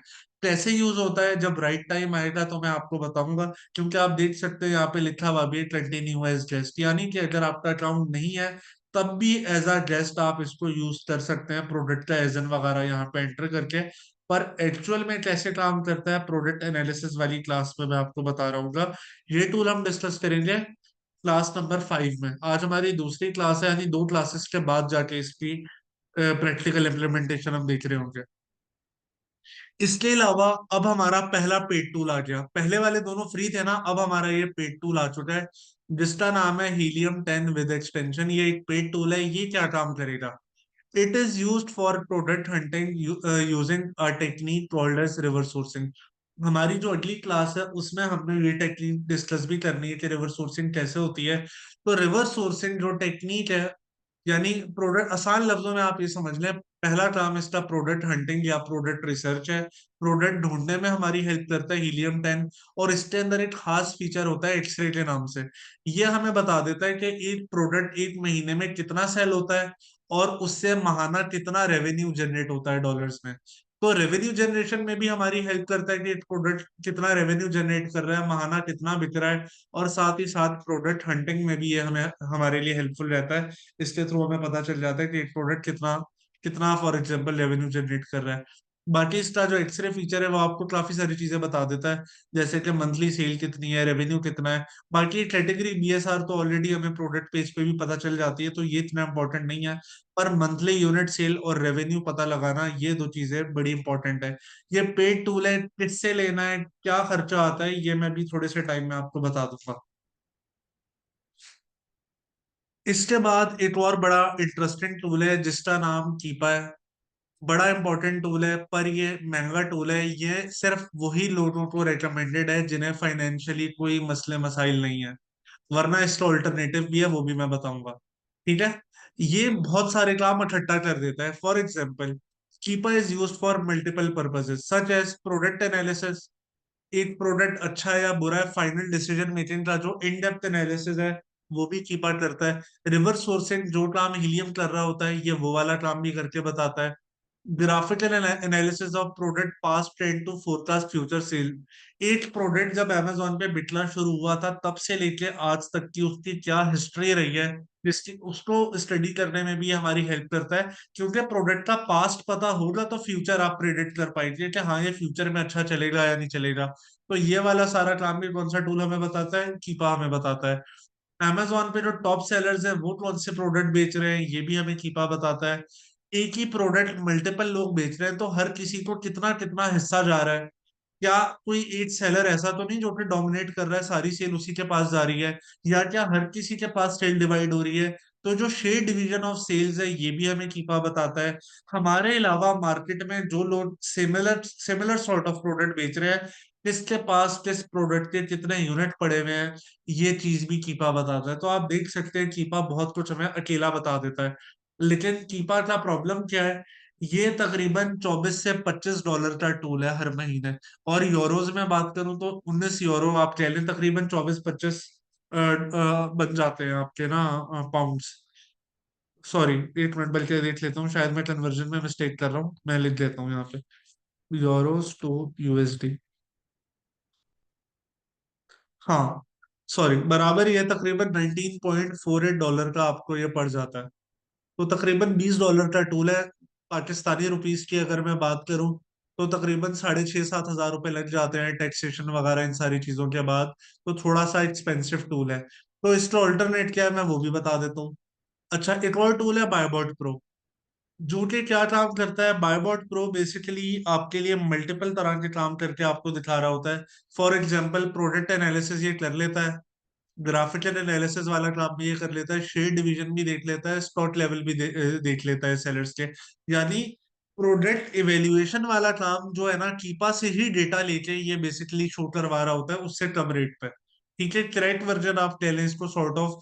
तो आप में से जो लोग डायरेक्टली कीपा नहीं खरीद सकते, वो लोग रिवर्स सोर्सिंग वाला काम हीलियम से कर लेंगे और एनालिसिस वाला काम बायबॉट प्रो से कर लेंगे। और अगर आप में से कोई खाली कीपा खरीदना चाहता है तो ये कीपा आपको अकेले ही सारे काम करके दे देता है।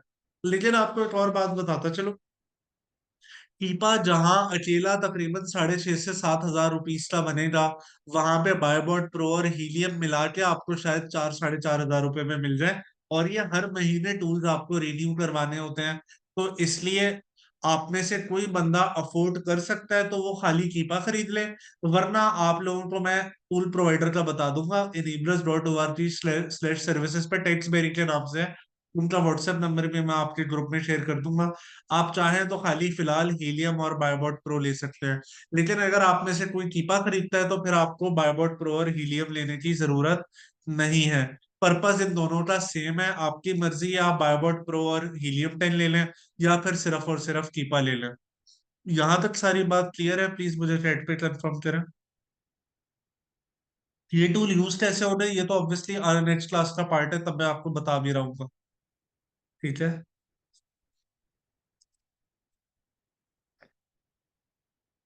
अच्छा, यहाँ पर एक भाई ने ट्राई के रिपीट कर दे प्लीज। तो देखें, सिंपल सी बात है।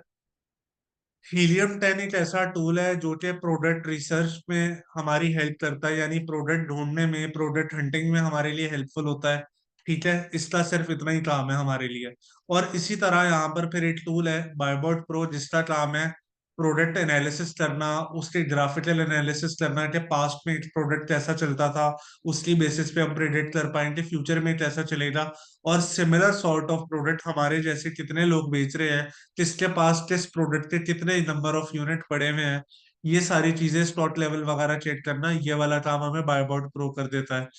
पर ये जो हीलियम और बायोबॉट प्रो ये मिलके जितना काम करते हैं वो अकेला ये टूल कीपा भी कर देता है। पर कीपा थोड़ा महंगा टूल है, तो मैंने इसीलिए कहा है कि जो खरीद सकता है वो कीपा की वेबसाइट से डायरेक्ट बाय करे, वरना आप लोग बायबॉट प्रो या हीलियम खरीद सकते हैं। टूल प्रोवाइडर की डिटेल्स मैं आपको व्हाट्सएप ग्रुप पे भेज दूंगा, नंबर टेक्सबेरी नाम है उनका, तो आप मेरे रेफरेंस से उनसे रब्ता कर सकते हैं, इतनी बात है। प्लीज मुझे चैट पे कंफर्म करें, अब आप सबको क्लियर है?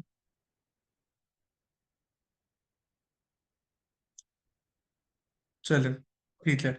अच्छा, इसके अलावा कुछ मजीद टूल्स भी हैं, पर उनकी अभी जरूरत नहीं है, जब पड़ेगी तब बताऊंगा। फिलहाल आप सिर्फ समझ लें कि उनका काम क्या है। एक ये आईपी अलर्ट टूल है, IP alert by seller assistant extension, ये फ्री है। ये करता क्या है कि एक प्रोडक्ट रिस्की तो नहीं है अमेजोन पे बेचना। It also tells if the brand has made any complaint in the past against the sellers. Also, it tells you what kind of complaint was done so you can avoid any issues.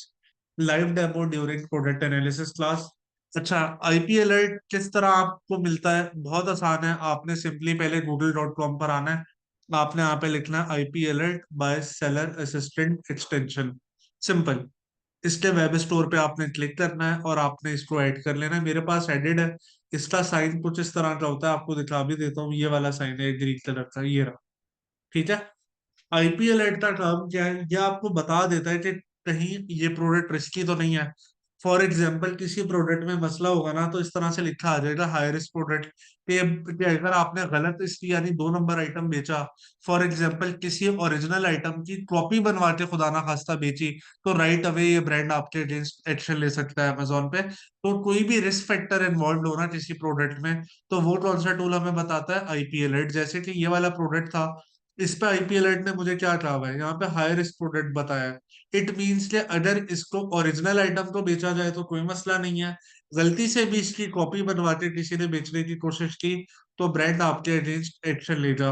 यानी किसी भी किस्म की violation का खतरा हो या कोई रिस्क इन्वॉल्व हो, तो आईपी अलर्ट हमें बता देता है। ये भी एक फ्री टूल है, जो कि आप अपने पास इसकी एक्सटेंशन ऐड कर सकते हैं, जैसा मैंने अभी आपको बताया। इसके बाद एक टूल है स्मार्ट स्काउट। ये टूल हर किसी के लिए नहीं है, ये टूल सिर्फ उन लोगों के लिए है जिनका बजट $15,000 से ज्यादा है। क्योंकि आमतौर पे आज के टाइम पे जो डायरेक्ट ब्रांड अप्रूवल है ना, वो उन लोग वही लोग अचीव कर पाते हैं जिनका बजट 12-15 हजार डॉलर या इससे ज्यादा हो। तो ब्रांड हंटिंग के हवाले से ये वाला टूल हमारे लिए काफी इंपॉर्टेंट है, पेड टूल है। अभी इसकी आप में से किसी को जरूरत नहीं है, ये कोई छठी सातवीं क्लास में जाकर डिस्कस होना है। तो अभी से इसके ऊपर आपने परेशान नहीं होना। आसान लफ्जों में फिर सिर्फ इतना समझ लें कि ये ब्रांड हंटिंग के लिए, ब्रांड शॉर्टलिस्ट करने के लिए हमारे लिए यूज होता है, कि कौन से ब्रांड में पोटेंशियल है, हमें वो ब्रांड के आइटम डायरेक्टली अप्रूवल लेके बेचने चाहिए कि नहीं। और साथ ही साथ ये बताता है, it provide you a percentage of Amazon in in overall brand to analyse whether that brand is worth looking for approval और नॉट। यानी कि Amazon एज अ सेलर बहुत सारे आइटम खुद भी बेचता है। तो ये टूल हमें बता देता है कि Amazon की कोई डायरेक्टली तो किसी ब्रांड से पार्टनरशिप नहीं हुई हुई, और अगर हुई भी है तो किस हद तक हुई हुई है। तो हमारी ब्रांड के हवाले से डिसीजन मेकिंग में हमें जो टूल हेल्प आउट कर रहा होता है, इसका नाम है स्मार्ट स्काउट। ये एक पेड टूल है, अभी इसकी आपको जरूरत नहीं है, जब होगी मैं बता दूंगा। इसके अलावा एक और टूल है, ये भी पेड है, इसका नाम है रोटेट सोर्स। ये क्या करता है? It is use to scan the sheet provided by the supplier in raw form. ये टूल क्या करता है, समटाइम ऐसे सप्लायर होते हैं, वो आपको ना एक एक्सेल फाइल दे देते हैं कि भाई ये 15-12 हजार प्रोडक्ट है जो हम बेचते हैं, आप ढूंढ लो इसमें से। ठीक है। अब प्रॉब्लम ये है कि ह्यूमनली तो पॉसिबल नहीं है ना 10-12 हजार प्रोडक्ट को बारी बारी चेक करना। तो ये टूल क्या करता है, रोटेट सोर्स उस शीट को स्कैन करता है, क्योंकि Amazon इनके साथ डेटा शेयर करता है। ठीक है। ये टूल उस पूरी शीट को स्कैन करता है और हमें बता देता है कि इस शीट में से कितने ऐसे प्रोडक्ट थे जो कि Amazon पे सेल होते हैं। और हमें एक एक्सेल फाइल बता देता है कि एक प्रोडक्ट में नंबर ऑफ सेलर कितने थे, बीएसआर उसका क्या था, उसका एजिट क्या था। तो फिर हम उस एक्सेल फाइल पे अपने फिल्टर्स अप्लाई करते हैं ना, तो खाली 12 से 15 प्रोडक्ट रह जाते हैं हमारे लिए मैन्युअली देखने के लिए। अब आप खुद सोचे, कहाँ 12 हजार प्रोडक्ट का डेटा और कहाँ खाली 12-15 प्रोडक्ट शॉर्टलिस्ट होके रह जाते हैं। तो वो जो 12 से 15 प्रोडक्ट रह जाते हैं ना, उनमें से फिर हम मैन्युअली प्रॉपरली चीजें चेक करके अपने लिए प्रोडक्ट चूज कर लेते हैं। This tool scan the sheet of supplier and match the data with Amazon data and provide us with a sheet having all the relevant information needed for product analysis. Live demo obviously इसका product analysis class में होगा, तो मैं आपको बताऊंगा, पर फिलहाल इसकी भी आपको जरूरत नहीं है। फिलहाल अगली क्लास से पहले अगर आप लोगों ने टूल खरीदना है तो सिर्फ और सिर्फ हीलियम 10 और बायोबॉट प्रो, टोटल ये दो टूल्स आप लोगों ने खरीदने हैं। जो टूल प्रोवाइडर है उसका कॉन्टेक्ट नंबर वगैरह भी मैं आपको बता दूंगा, ठीक है? उस हवाले से परेशान नहीं हुई है। जहां तक सारी बात क्लियर है, प्लीज मुझे आप चैट पे बताइए।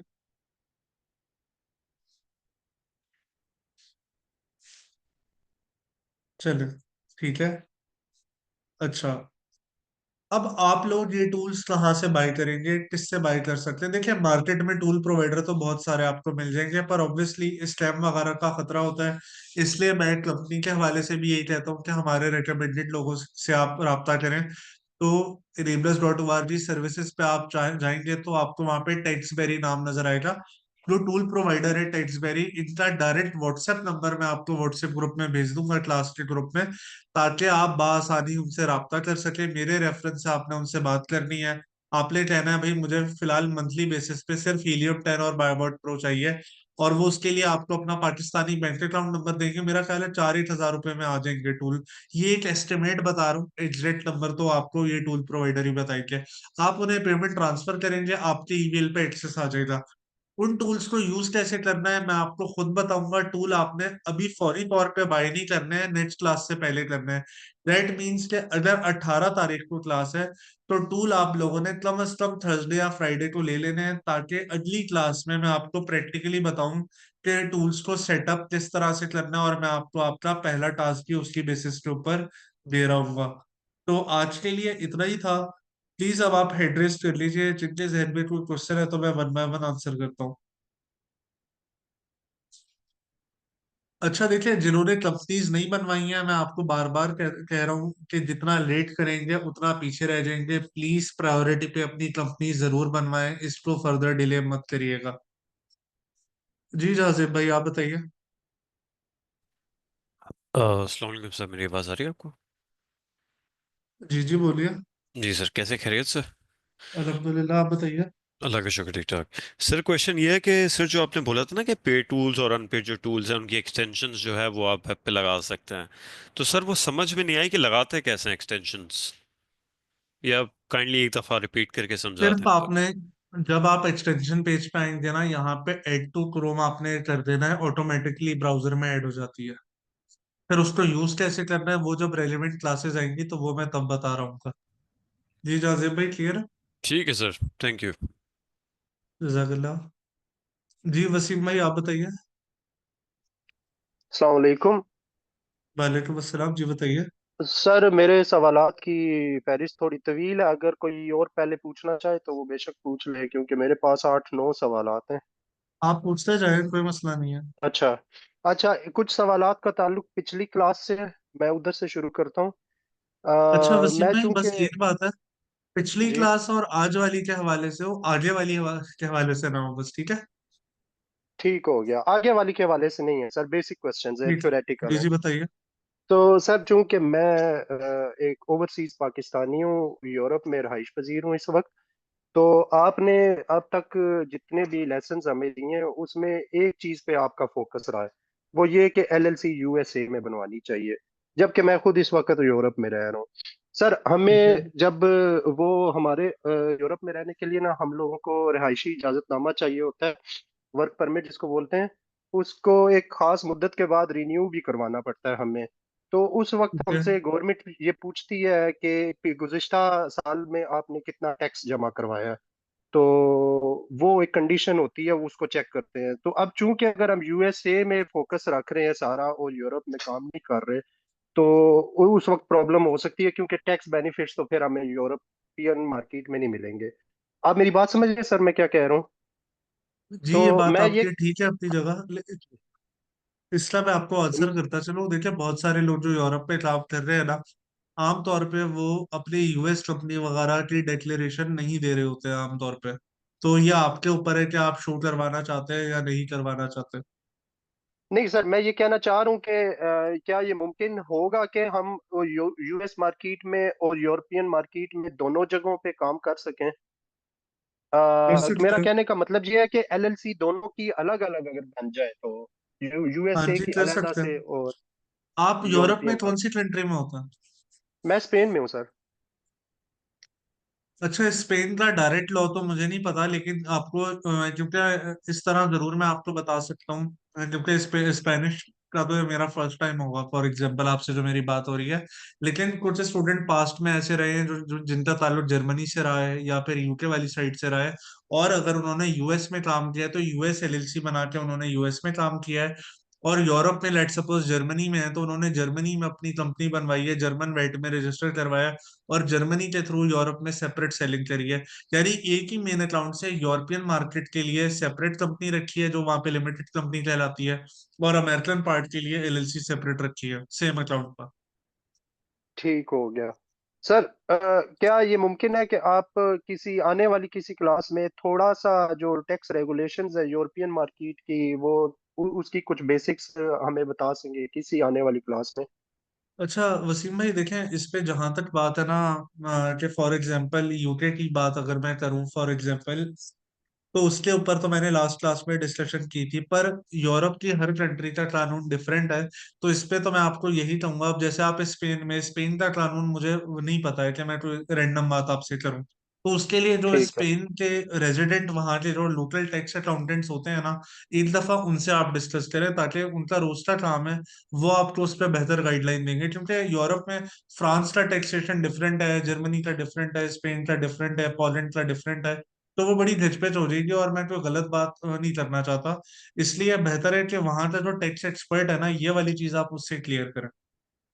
ठीक हो गया सर। तीसरा एक सवाल है, बहुत इंपॉर्टेंट है मेरे लिए और यकीनन बाकी लोगों के लिए भी होगा, क्योंकि हम सब लोग यहाँ पे बिजनेस बिगिनर्स हैं सर। तो ये बिजनेस पार्टनर्स के हवाले से है। आप बिगिनर्स को मेरा ख्याल है कि ये रिकमेंड होना चाहिए कि वो जो है ना अकेले एक दिमाग के बजाय अगर दो दिमाग काम करें तो वो ज्यादा बेहतर होता है, मुझे ऐसा लगता है। बहरहाल सर, अगर हम अपना एक आइडेंटिटी डॉक्यूमेंट से amazon सेंट्रल अकाउंट बनाते हैं, तो और फिर आपने व्हाट्सएप ग्रुप में किसी जगह पे मेंशन किया था कि एलएलसी भी उसी अगर आइडेंटिटी डॉक्यूमेंट के साथ बन जाए तो वो बेहतर होगा। तो सर लेकिन बाद में जब एक दफा आपको पता है बिजनेस एस्टेब्लिश हो जाता है और चलने लग जाता है, तो फिर बाद में पार्टनर्स के बीच में बहुत सारी वो जो है ना परेशानियां पैदा हो जाती हैं, मसाइल पैदा हो जाते हैं। ऐसी सूरत में उनको फिर कैसे, वो हो सकता है उनमें से एक की इन्वेस्टमेंट ज्यादा हो, अकाउंट किसी एक के नाम पे हो, पार्टनर्स तीन है, तो ये सारी कैसे आप लोग हैंडल करते हैं इस सारी सिचुएशन जी को? मैं देखें, आमतौर पर पार्टनरशिप हम पर्सनली रेकमेंड नहीं करते, क्योंकि ट्रस्ट डेफिसिट बहुत ज्यादा है। जो लोग आपस में कभी मिले ही नहीं, खासकर ऑनलाइन बैच के पॉइंट ऑफ व्यू से मैं बात करूं, जो सिमिलर सिटीज में रहते हैं वो तो चले अपनी मीटिंग वगैरह करके एक प्रॉपर वे में अपना लोकल कॉन्ट्रैक्ट बना लेते हैं, पर जो फॉरेन में रह रहे होते हैं या ऑनलाइन बैच या डिफरेंट सिटीज में, उनका वो आपस में ट्रस्ट डेफिसिट रहता है। तो इसलिए वहां पे हम ये चीज सजेस्ट भी नहीं करते। और आमतौर पे ये देखें, बैच 2 से मैं करवा रहा हूँ, ये 19वां बैच है, ठीक है, तो आमतौर पे ज्यादातर स्टूडेंट्स का कंफर्ट लेवल अपनी पर्सनल लेवल के ऊपर ही होता है, क्योंकि हर किसी को इंडिविजुअली टास्क भी मैं ऑब्वियसली दे रहा होता हूँ, काम भी मैं पर्सनली चेक करके बता रहा होता हूँ, तो उस हवाले से कोई प्रॉब्लम नहीं आता। तो बात ये, जहां तक बात है ना कि डिफरेंट माइंड्स एक साथ काम करें, तो वो व्हाट्सएप ग्रुप इसीलिए बनाया गया है कि कल को जब आप प्रैक्टिकल टास्क कर रहे होंगे तो आप में से कितने लोग वहां पे सवाल कर रहे होंगे, और आप में से जिन्हें वो चीज बेहतर आती होगी, मेरे अलावा वो लोग भी आप लोगों को जवाब दे रहे होंगे, तो मिलजुल के चीजें मैनेज हो जाती हैं। ठीक है सर। एक सवाल और है, वो ये कि पाकिस्तानी रुपीस को डॉलर्स में कन्वर्ट करना और फिर उसको किसी फॉरेन बैंक में ट्रांसफर करना, क्योंकि गवर्नमेंट ऑफ पाकिस्तान की तो इस वक्त आजकल बहुत ज्यादा रिस्ट्रिक्शंस हैं, ये कैसे मुमकिन होगा? मसलन इसमें काफी पांच सारे हजार मिलते हैं। डॉलर्स मसलन ये पांच बड़ी हजार आसानी से हो डॉलर्स जाता है वसीम भाई, बहुत बड़ी आसानी से मैनेज हो जाता है। कितने लोग यहाँ पे अमेजोन पे कारोबार कर रहे हैं, वो लोग अपना प्रॉफिट इस तरह से करते हैं, फॉर एग्जांपल आपकी कंपनी है, आपने अपना प्रॉफिट विड्रॉ करने की बजाय जिसको डॉलर्स की जरूरत है, आप उसको ट्रांसफर कर देते हैं, और जो आपने रेमिटेंस वगैरह पाकिस्तान भेजनी होती है, वो उन्हें कह देते हैं कि भाई आप पीकेआर में इस अकाउंट में आप डलवा देना। तो इस तरीके से चीज बड़े अरसे से पाकिस्तान में मैनेज हो रही है। ओके, बस ठीक है सर, अभी के लिए इतना ही।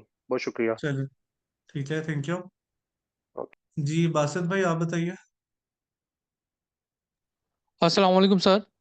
वालेकुम अस्सलाम। जी जी बताइए। सर मेरा क्वेश्चन ये है कि मैं पहले ऑन साइट था, फिर मैंने ऑनलाइन करवाया। ऑन साइट में मैंने शुरू की एक क्लास ली थी, लेकिन मैं व्हाट्सएप ग्रुप में ऐड नहीं हूँ।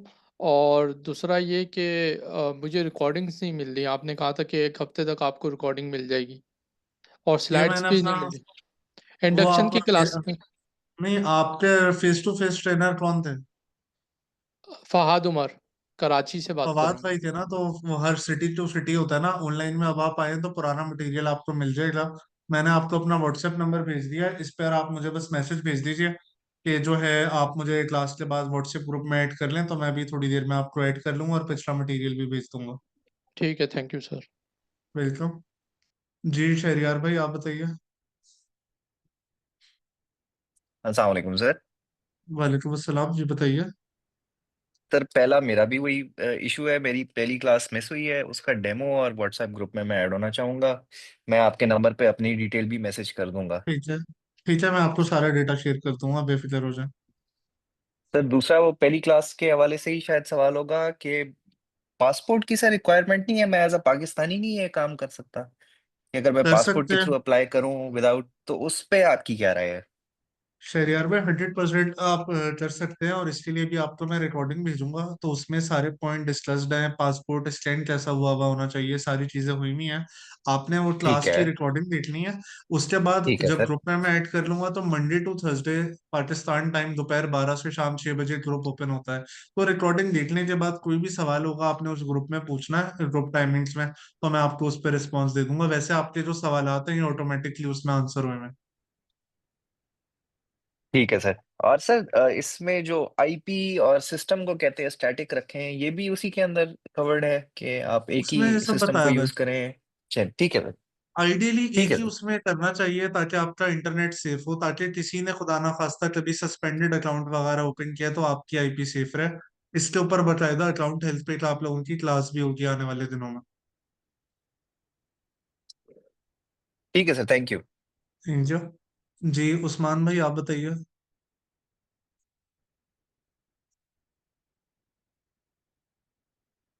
जी उस्मान मिनाज भाई वालेकुम सर। बताइए। वालेकुम सर अस्सलाम। जी मेरा ये बताइए। सवाल है कि आप कह रहे थे कि जब हम इन्वेंट्री परचेज करते हैं डिस्ट्रीब्यूटर वगैरह से, तो जो हमारा बैंक अकाउंट है अमेजोन पे लगा हुआ, तो उसी से करनी है हमने। तो कोई और जी मतलब हम नहीं लगा सकते इन्वेंट्री परचेज करते हुए? नहीं ना, पूरी इन्वेंट्री मैनेज करनी है ना, सप्लाई चेन डॉक्यूमेंट मेंटेन करना जी। होता है कि जिस कंपनी के नाम पे परचेज हो रही है, बैंक अकाउंट भी उसी का होना चाहिए, ईमेल फोन नंबर भी उसी का होना चाहिए, ताकि सारा प्रोसेस स्मूथ रहे। सर फिर ये एस के यूनिट वगैरह फिर हम अमेजोन को बताते हैं कि हमारे इतने यूनिट हैं, हम पहले हाँ प्रेप वो सेंटर भेजते हैं या पहले अमेजोन को डायरेक्ट वेयर ऑफिस पहले भेजते हैं प्रेप इन्वेंट्री सेंटर अपनी? भेजते हैं, लेकिन ये काफी आगे की बात है। जब ये फॉर्मेट में हम चलेंगे ना, तो सारी चीजें ऑटोमेटिकली क्लियर हो रही जी होंगी। जी। ये भी कोई छठी सातवीं सर क्लास ये की सारी बात है। चीजें कवर हो जाएंगी हमारी, मतलब ये प्रैक्टिकली ऑब्वियसली सब कुछ आ ऑब्वियसली। जाएगा? अच्छा सर, दूसरा ठीक है। सवाल मेरा ये है कि आप बता रहे थे कि हीलियम 10 और बायबोट अगर हम ले लें तो फिर कीपा की जरूरत नहीं है। तो हम्म। ये एक ही फंक्शन है, फिर दोनों का कर लेते हैं पूरा अगर हाँ हम जी। कीपा ना हाँ यूज जी की करें। लेकिन कीपा अकेला सारा कुछ कर देता है, पर वो महंगा है, तो बेहतर है वो दो टूल्स आप ले लीजिए। वो दो, मैं तो खैर दोनों चीजें कवर अप करवा रहा हूँ। आपकी मर्जी है, आप कीपा ले या बायोबॉट प्रो और हीलियम ले लो। सर फंक्शन दोनों के सेम है? सेम है, हाँ जी। क्लियर है। सर ये जो ग्रुप में सर जो शेयरिंग के मतलब टूल मिल रहे होते हैं बाहर फेसबुक मार्केट से, तो सर उधर तो मतलब इतनी कॉस्ट तो नहीं आ रही थी अगर अगर हम वहां से परचेज कर लें कीपा? आपकी मर्जी है, आप जहां से भी परचेज करें, लेकिन बात यह है कि कोई पैसे लेके भाग जाए तो हम जिम्मेदार नहीं है। जी सर, वो तो है, सही है। जो एनेबलर्स है टैक्सबेरी वाले हैं, उनकी हम जिम्मेदारी ले सकते हैं, किसी बाहर वाले की नहीं ले सकते। जी sir, thank you sir, thank you sir. Welcome. जी मिस मरियम आप बताइए। अस्सलाम वालेकुम सर। वालेकुम अस्सलाम। जी बताइए। एक तो मेरा यही इशू है कि मैं व्हाट्सएप ग्रुप में ऐड नहीं हूँ, और मैं इनरोल्ड हुई थी 5 जैन को, तो मैं फर्स्ट क्लास नहीं ली मैंने, कोई तो मसला उसकी नहीं है, वजह। आपको मैंने अभी चैट में अपना मोबाइल नंबर शेयर किया ना, ये नंबर व्हाट्सएप पे हाँ जी। अवेलेबल है। आप मुझे भी क्लास के बाद मैसेज कर लीजिएगा, तो मैं आपको ऐड भी कर लूंगा ग्रुप में, और पुरानी क्लास का मटेरियल और इसका सारी चीजें आपसे शेयर हो जाएगी। ओके सर, और दूसरा मैंने ये पूछना था कि अगर हम ऑस्ट्रेलिया में ये स्टार्ट करना चाहें उधर, तो उसके काफी लिए छोटी मार्केट है, बहुत छोटी मार्केट है। लॉन्ग टर्म में जरूर किया जा सकता है, यानी अगर आप ये सोचें कि अभी से मैं स्टेब्लिश होना शुरू हूँ और 4-5 साल बाद जाके मुझे अच्छा रिटर्न आए, उस हवाले से एक इमर्जिंग मार्केट के पॉइंट ऑफ व्यू से ठीक है। लेकिन रेडिली अगर अच्छे पैसे बनाने हैं तो फिर अभी वो मार्केट मुनासिब नहीं है कंपेयर टू यूएस मार्केट। पहली वाली जो फर्स्ट क्लास है उसमें हमने मार्केट शेयर पे चीजें डिस्कस की हुई हैं। आपको मैं रिकॉर्डिंग शेयर करूंगा ना, तो उससे आपकी ये वाली एम्बिग्विटीज क्लियर हो जाएगी। Okay. Okay sir, thank thank you. जी, आप अनम्यूट कीजिए प्लीज और अपना नाम भी बता दीजिए। आवाज आ रही है आपको? अमाद नाम है जी मेरा। जी, हमाद नाम है जी, बताइए हमाद भाई। जी अस्सलाम वालेकुम सर, क्या हाल है? वालेकुम अच्छा अस्सलाम सर, जी, मैं ना बताइए। मैंने इसमें थोड़ी सी रिसर्च की हुई है। मेरे पास एलएलसी भी है अभी फिलहाल, और अमेजोन सेलर अकाउंट भी है। तो ठीक है। लेकिन मुझे कुछ कंफ्यूजन आ रही थी, इस वजह से मैंने इनेबलर से कांटेक्ट किया था कि मेरे कुछ सवालात थे। एक तो ये है कि हम्म। किसी भी ब्रांड से अप्रूवल लेने के लाजमी है कि आपके पास कोई वेबसाइट हो आपकी, जिस पे आप ई कॉमर्स करते हो। प्रॉपर वेबसाइट होनी चाहिए, फंक्शनल वेबसाइट और बिजनेस ईमेल होने चाहिए। जी, बिजनेस ईमेल होनी चाहिए। और एक तो और इस तरह भी हम कर सकते हैं, जैसे कि अमेजोन पे जो जिस नाम से हमारा अकाउंट है, ठीक है, तो उसी नाम से वेबसाइट बनाएं, या वेबसाइट का नेम चेंज होना चाहिए? तो जो एलएलसी का नाम है ना, वही अमेजोन पे आपका सेलर नेम होता है और उसी नाम से आपकी वेबसाइट बनती है। सारी चीजें स्ट्रीमलाइन होनी चाहिए। नहीं सर, कुछ ऐसे भी लोग होते हैं ना, जैसे ब्रांड को अपनी वेबसाइट दिखा के ये बोलते हैं कि हमने अपनी वेबसाइट पे आपका जो प्रोडक्ट सेल करना है, फिर वो अमेजोन पे करते हैं।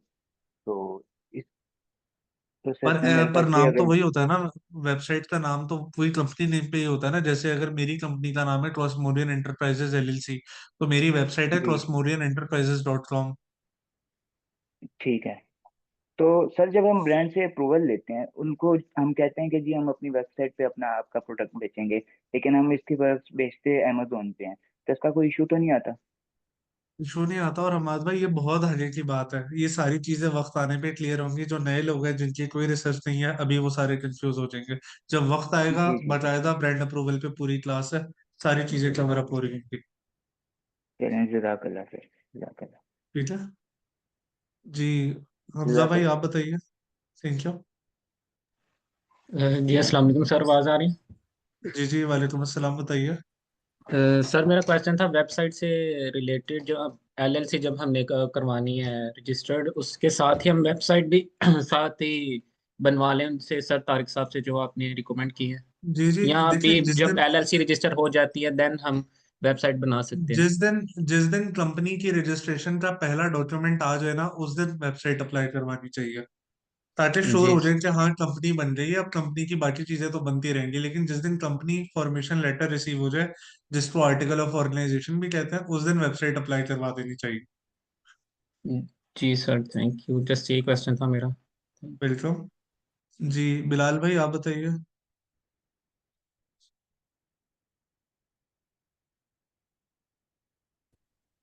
जी, जी बिलाल अस्सलाम भाई वालेकुम, बताइए। बिलाल मिर्ज़ा मेरा नाम वालेकुम है। अस्सलाम। जी जी, बताइए। कनाडा से बात कर रहा हूँ। तो जी मेरा क्वेश्चन कह लें, या मैं ये बताना चाह रहा था कि मेरे पास भी ऑलरेडी अपनी एलएलसी अवेलेबल है फ्रॉम लास्ट 3 इयर्स, और अमेज़ॉन का अकाउंट पर्सनल और सेलर अकाउंट भी है। लेकिन मैंने कभी उसके ऊपर कोई एक्टिविटी नहीं की थी, और ना मुझे कभी एफबीए का कुछ इतना आइडिया था। तो इन सब चीज़ों की होने के बाद मुझे फर्दर क्या स्टेप्स कर लेने चाहिए? लाइक जैसे भी आपने रिसेंटली मेंशन किया, वेबसाइट बनवा लें, या ये हम ये हीलियम प्रोडक्ट्स हैं ये ख़रीद लेंगे। तो इसके अलावा कोई अच्छा, और? जी प्लीज़। आपने इस तरह करना है बिलाल भाई कि एक तो ना मंडे को आपने मुझे जो भी आपकी कंपनी के डॉक्यूमेंट्स हैं, मुझे पर्सनली, ग्रुप में नहीं, पर्सनल मैसेज में व्हाट्सएप पे भेजना है। उसके बाद आपके साथ में कोई टाइम डिसाइड कर लूंगा, जिसमें स्क्रीन शेयरिंग पर पहले मैं देखूंगा कि आपका अकाउंट इंडिविजुअल पे डोरमेंट में तो नहीं गया हुआ, किस डिटेल पर है, एलएलसी पे अपग्रेड हुआ हुआ है या क्या स्टेटस है। वो देखते हुए मैं आपको बताऊंगा कि क्या क्या रिमेनिंग पार्ट्स हैं जो आपको ठीक करने चाहिए, ताकि चीजें स्मूथ हो जाए फिर आपकी। ठीक हो गया। तो मंडे, आपको पता है कनाडा टाइम और पाकिस्तान टाइम में ऑलमोस्ट डे एंड नाइट का डिफरेंस किसी है, भी तो टाइम भेज दीजिए इस आप। इस मैं जब टाइम फ्री पे। हूँ मैं देख के रिस्पॉन्स जरूर करूंगा। ओके। ओके, यानी ठीक है। मैंने यहाँ पे मैंने ये पहली क्लास में एक बात की थी कि जो कैनेडियन और यूएस स्टूडेंट हैं या ऑस्ट्रेलिया वाले जिनके साथ टाइम जोन का बहुत ज्यादा डिफरेंस है, वो लोग मुझे कभी भी प्राइवेट मैसेज भेज सकते हैं। मैं जब फ्री हुआ करूंगा मैं लाजमी रिस्पॉन्स दूंगा। और जो Europe, gulf side, Pakistan, India, Bangladesh वाली साइड है, उन लोगों के लिए 12 से 6 बजे वाला टाइम है। ठीक है। आपने फर्स्ट क्लास में अपना पर्सनल नंबर शेयर किया था, पॉसिबल अगर आप दोबारा कर दें। अभी मैंने चैट में दोबारा भी किया हुआ है, आप चैट देखिए, मेरा ही नंबर है 0310 666 9498। ओके ओके ओके ओके, जी जी, मैंने नोट डाउन ठीक है। ऑलरेडी कर लिया। मैं ठीक है। आपको डायरेक्ट मैसेज कर लूंगा इंशाल्लाह। जी thank you sure. Very much, अस्सलाम वालेकुम। Thank you. जी उस्मान हमीद भाई, आप बताइए। अलैक्म सर। वालेकुम अस्सलाम, जी बताइए। सर यूपीसी के बारे में पूछना था। यूनिवर्सल कोड तो हर प्रोडक्ट पे होता है, लेकिन इसका मकसद क्या होता है? और दूसरा ये है कि एज इन और एसकेयू ये सेम चीज़ें हैं दोनों? हाँ जी, एज इन देखें, असूली तौर पे हर एक सेलर ने अपनी मर्जी से प्रोडक्ट को एक आइडेंटिफिकेशन नंबर दिया हुआ है ना। आम बंदा जो आइडेंटिफिकेशन नंबर देता है, कोई भी सेलर कोई भी सप्लायर, तो उसको स्टॉक कीपिंग यूनिट कहते हैं। बस अमेजोन ने उसको एजिन का नाम दे दिया है। एजिन और स्टॉक कीपिंग यूनिट वाली बात क्लियर है आपको? जी जी। अब यूपीसी की बात कर लेते हैं। यूपीसी बेसिकली, अब फॉर एग्जांपल मैं एक सप्लायर से बात करता हूँ, वो मुझे स्टॉक कीपिंग यूनिट कुछ बता देता है। उसके स्टॉक कीपिंग यूनिट से मैं अमेजोन पे तो प्रोडक्ट नहीं ढूंढ सकता ना। अमेजोन पे वही प्रोडक्ट अगर मैंने मैच करना है, तो ऐसा कौन सा नंबर है जो कि हर जगह कांस्टेंट रहेगा, आप बताएं। एज इन होगा। एज इन नहीं, यूपीसी होगा। यूपीसी एक ऐसा यूपीसी। प्रोडक्ट, ऐसा कोड है जो कि चाहे प्रोडक्ट अमेजोन पे बिक रहा हो, चाहे हमारे पास हो, चाहे सप्लायर के पास हो, जो कंपनी की तरफ से एम्बोस होके आया है वो तो वही रहेगा ना। जी। तो प्रोडक्ट आइडेंटिफिकेशन और मैचिंग करने के लिए हमें यूपीसी की जरूरत पड़ती है कि जो प्रोडक्ट हमने अमेजोन पे देखा है, क्या सप्लायर एग्जैक्टली वही प्रोडक्ट दे रहा है। ये चीज यूपीसी से मैच मैच होने से कंफर्म होती है। ठीक। क्लियर है? जी ठीक है, बहुत शुक्रिया। जजाकल्लाह। जी मशहूद भाई, आप बताइए। अस्सलाम वालेकुम। वालेकुम अस्सलाम, जी जी जी सर, बताइए। मेरे दो क्वेश्चन हैं। पहला ये कि जो कीपा और जो हीलियम 10 है, तो कीपा तो ऑलरेडी मेरे पास है, यूज़ भी कर रहा हूँ। तो मेरा क्वेश्चन ये है कि जो अगली क्लासेस होंगी उसके अंदर क्या परसेंटेज होगी हीलियम और कीपा की? बराबर है। मैं देखें दोनों चीजें दोनों से बताऊंगा। आपके पास कोई एक टूल भी है ना, तो वो मोर देन सफिशिएंट है। अगर आपके पास कीपा है तो आपको किसी और टूल को बाय करने की जरूरत नहीं है। ठीक है। दूसरा सवाल मेरा ये है कि मैं इधर जर्मनी में हूँ, और मेरे पास अपनी यहाँ पे कंपनी भी रजिस्टर्ड है। लेकिन ठीक है। अमेजोन के ऊपर मैंने कोई ऐसा काम नहीं किया, तो अपनी वेबसाइट के ज़रिए कुछ मैंने सेल की है यहाँ पे। तो क्वेश्चन मेरा ये है कि अब मैं पहले होलसेल का प्रोग्राम है और उसके बाद प्राइवेट लेवल की तरफ जाने का प्रोग्राम है। तो आपका अगर कोई एक्सपीरियंस है एग्जिस्टिंग जर्मनी मार्केट के लिहाज से, तो वो अगर थोड़ा शेयर कर सकें तो मुझे अच्छी गाइड जर्मनी हो में जाए। होलसेल में पोटेंशियल है। मेरे कुछ स्टूडेंट हैं पिछले बैचेस के जो कि अच्छा काम कर रहे हैं। बस ये चीज है कि अगर आपको जर्मन आती है तो ठीक है, क्योंकि वहाँ के जितने भी सप्लायर्स वगैरह हैं आमतौर पे वो इंग्लिश में कम्युनिकेट नहीं कर रहे होते हैं। तो अगर जर्मन में आप कंफर्टेबल हैं तो फिर बहुत अच्छा पोटेंशियल है इस मार्केट का। और जर्मनी में अकाउंट बना के आप यूरोप में सेलिंग कर सकते हैं, यूके को हटा के। यूके ब्रेग्जिट के बाद से अलहदा हो गया था, लेकिन सिर्फ बिल्कुल। जो यूरोपियन कंट्रीज हैं डायरेक्टली जो ईयू में आती हैं, उस पे हम्म। आप सेलिंग कर सकते हैं। बस ये है कि फॉर एग्जांपल आप जर्मनी में हैं, तो वहां पे 20% वैट रजिस्टर आपने करवाया हुआ होगा। इसके बाद अगर अब आप फ्रांस वगैरह की मार्केट एनेबल करवाना चाहते हैं, तो जितनी यूरोपियन यूनियन कंट्रीज में आप ऐड होते जाएंगे, आपको हर एक कंट्री के लिए वैट रजिस्ट्रेशन सेपरेटली करवानी पड़ेगी। बस एक ये थोड़ी सी कॉम्प्लिकेशंस है। बाकी आप अपनी इन्वेंट्री भी पूरे यूरोप से सोर्स कर सकते हैं, और आपकी इन्वेंट्री भले जर्मनी से अकाउंट बना हुआ है, पर आपके पास ऑर्डर फ्रांस से भी आ सकता है, स्पेन से भी आ सकता है, पोलैंड से भी आ सकता है।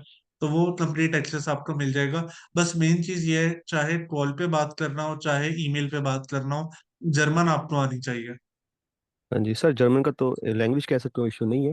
मुझे अगर अगर यूरोप इनिशियली अगर सिर्फ मैं जर्मन को फोकस करूं, जर्मन मार्केट को, तो भी उसके अंदर पोटेंशियल है अगर मैं यूरोप को फिलहाल पोटेंशियल है, एक्सप्लोर कर दूं। जर्मनी में है।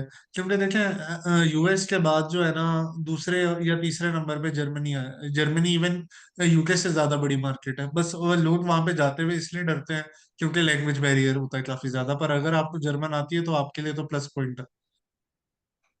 ठीक हो गया ज्यादा। ठीक है, थैंक यू। जी जैन अली भाई आप बताइए। जी अस्सलाम वालेकुम सर, कैसे हैं? वालेकुम अस्सलाम, अल्हम्दुलिल्लाह, आप बताइए। हाँ जी अल्हम्दुलिल्लाह, मैं भी ठीक हूँ। सर, मैंने मेंशन किया था लास्ट क्लास में भी कि मैं यूके में बेस्ड हूँ और यहाँ पे मैंने कंपनी में रजिस्टर्ड की हुई है, लिमिटेड कंपनी। ठीक लेकिन है। अगर आप थोड़ा सा गाइड कर देते कि इसके बाद मुझे कौन से स्टेप्स लेने चाहिए। फॉर एग्जांपल, आपने बताया था कि वैट रजिस्टर्ड कर ले वॉलंटरली और ट्वेंटी हाँ परसेंट के जी, ऊपर। 20% पे। आप हाँ तो जी। फिलहाल और 20%। आपकी वेबसाइट वगैरह भी बनी हुई है? नहीं, वो नहीं बनी, इसलिए मैं पूछना चाह रहा था कि नेक्स्ट स्टेप क्या ठीक करूँ है। इसके अलावा। आपके दो काम है जो आपने करने हैं। पहली जी चीज, आपने वीएटी रजिस्टर करवाने 20% पे। ठीक है। ठीक है जी। दूसरा, जो आपकी कंपनी नेम है उस पे आपने वेबसाइट बनवानी है और बिजनेस ईमेल बनवाना है। पर जो आप ईमेल या वेबसाइट बनवाए ना, .co.uk बनवाइएगा। .com की बजाय .co.uk वाली आपने वेबसाइट बनवानी है, सही है? जी ठीक है।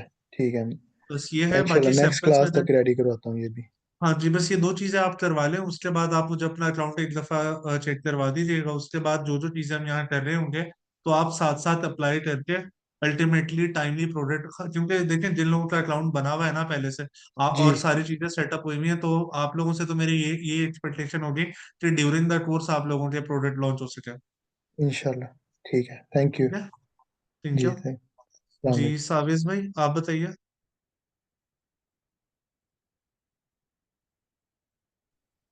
जी अस्सलाम वालेकुम। वालेकुम अस्सलाम, जी बताइए। अ, मेरा क्वेश्चन है कि अगर प्रोडक्ट सेल करना है अमेजोन पे तो उसके लिए हमें यूपीसी और एसएन दोनों चाहिए। देखिए, यूपीसी तो सप्लायर की तरफ से आपको ब्रांड की तरफ से वैसे ही मिलेगा। और वो प्रोडक्ट अमेजोन पे ऑलरेडी रजिस्टर्ड है, तो इसलिए उसका एजिन भी एलोकेटेड होगा। तो आपको अलहदा से कुछ भी नहीं करना। आपने एक एग्जिस्टिंग लिस्टिंग में सिर्फ ऐड हो जाना होता है कि मैं भी ये बेच रहा हूँ।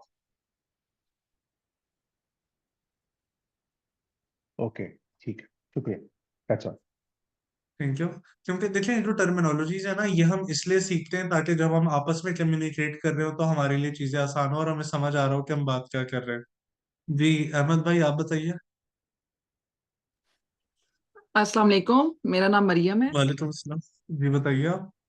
सर, मैं यूके में रहती हूँ तो मेरा अमेजोन का सेलर अकाउंट है बना हुआ है। लेकिन मैंने पूछना था, मुझे अब नेक्स्ट क्या करना चाहिए? मुझे वेबसाइट बनानी पड़ेगी या आपकी कंपनी टूल्स? बनी हुई है या इंडिविजुअल डिटेल पे अकाउंट बना हुआ है? कंपनी बनी हुई है। ठीक है, और उसकी फिर जी वेबसाइट और बिजनेस ईमेल बनाए हुए। जी, ठीक है, वेबसाइट नहीं बिजनेस बनी, ईमेल। वेबसाइट सॉरी, वेबसाइट नहीं बनी हुई। ठीक है, वेबसाइट एक तो बनवानी पड़ेगी। और वेट रजिस्ट्रेशन हुई भी है? जी। कितने परसेंट पे? ये मुझे भी याद नहीं क्योंकि काफी टाइम से वो बनी हुई है तो यूज नहीं की है इतनी, नहीं, तो इसको इसलिए आप मैंने। चेक कर लीजिए। और एक वहाँ का जो भी यूरोप में यूके में आपके जो भी अकाउंटेंट हैं उनको चेक करवा लीजिए कि वेट नॉन फाइलिंग की वजह से कोई पेनल्टी वगैरह तो ड्यू नहीं है। और एक अपनी वेबसाइट आप अपनी रेडी करवा लीजिए। और अकाउंटेंट से ये भी पता करवा लीजिएगा कि 7.5% वेट पे रजिस्टर्ड है, नॉन रजिस्टर्ड है, या 20% वेट रजिस्टर्ड है। तो उसकी बेसिस पे फिर मैं आपको फर्दर बता दूंगा। ठीक है, तो मैं आपको ग्रुप में करूं मैसेज, क्या इंडिविजुअल आपसे पूछना हो कुछ इसके बारे में? देखिए, ग्रुप का तो टाइम है दोपहर 12 से 6 बजे। लेकिन अगर कोई प्राइवेट डॉक्यूमेंट, देखें ये तो सबके लिए बात है कि कोई प्राइवेट डॉक्यूमेंट शेयर करना है तो ऑब्वियसली वो मुझे प्राइवेट ही करना है। वो ग्रुप में ऑब्वियसली प्राइवेसी ब्रीच नहीं करनी है, क्योंकि आपके जो डॉक्यूमेंट्स है मैं तो उसकी अपने तौर पे तो मैं ठीक कॉन्फिडेंशियलिटी पूरी मेंटेन रखता हूँ। ठीक है, चले मैं आप पता करके आपको फिर पूछ लेती हूँ। ठीक है, थैंक जरूर। You so much. Thank you. जी मैं साइना आप बताइए। अस्सलाम सर। वालेकुम अस्सलाम, जी बताइए। जी सर, मैं सऊदीया में होती हूँ तो सऊदीया में तो कोई रिस्ट्रिक्शंस नहीं है इसके हवाले से।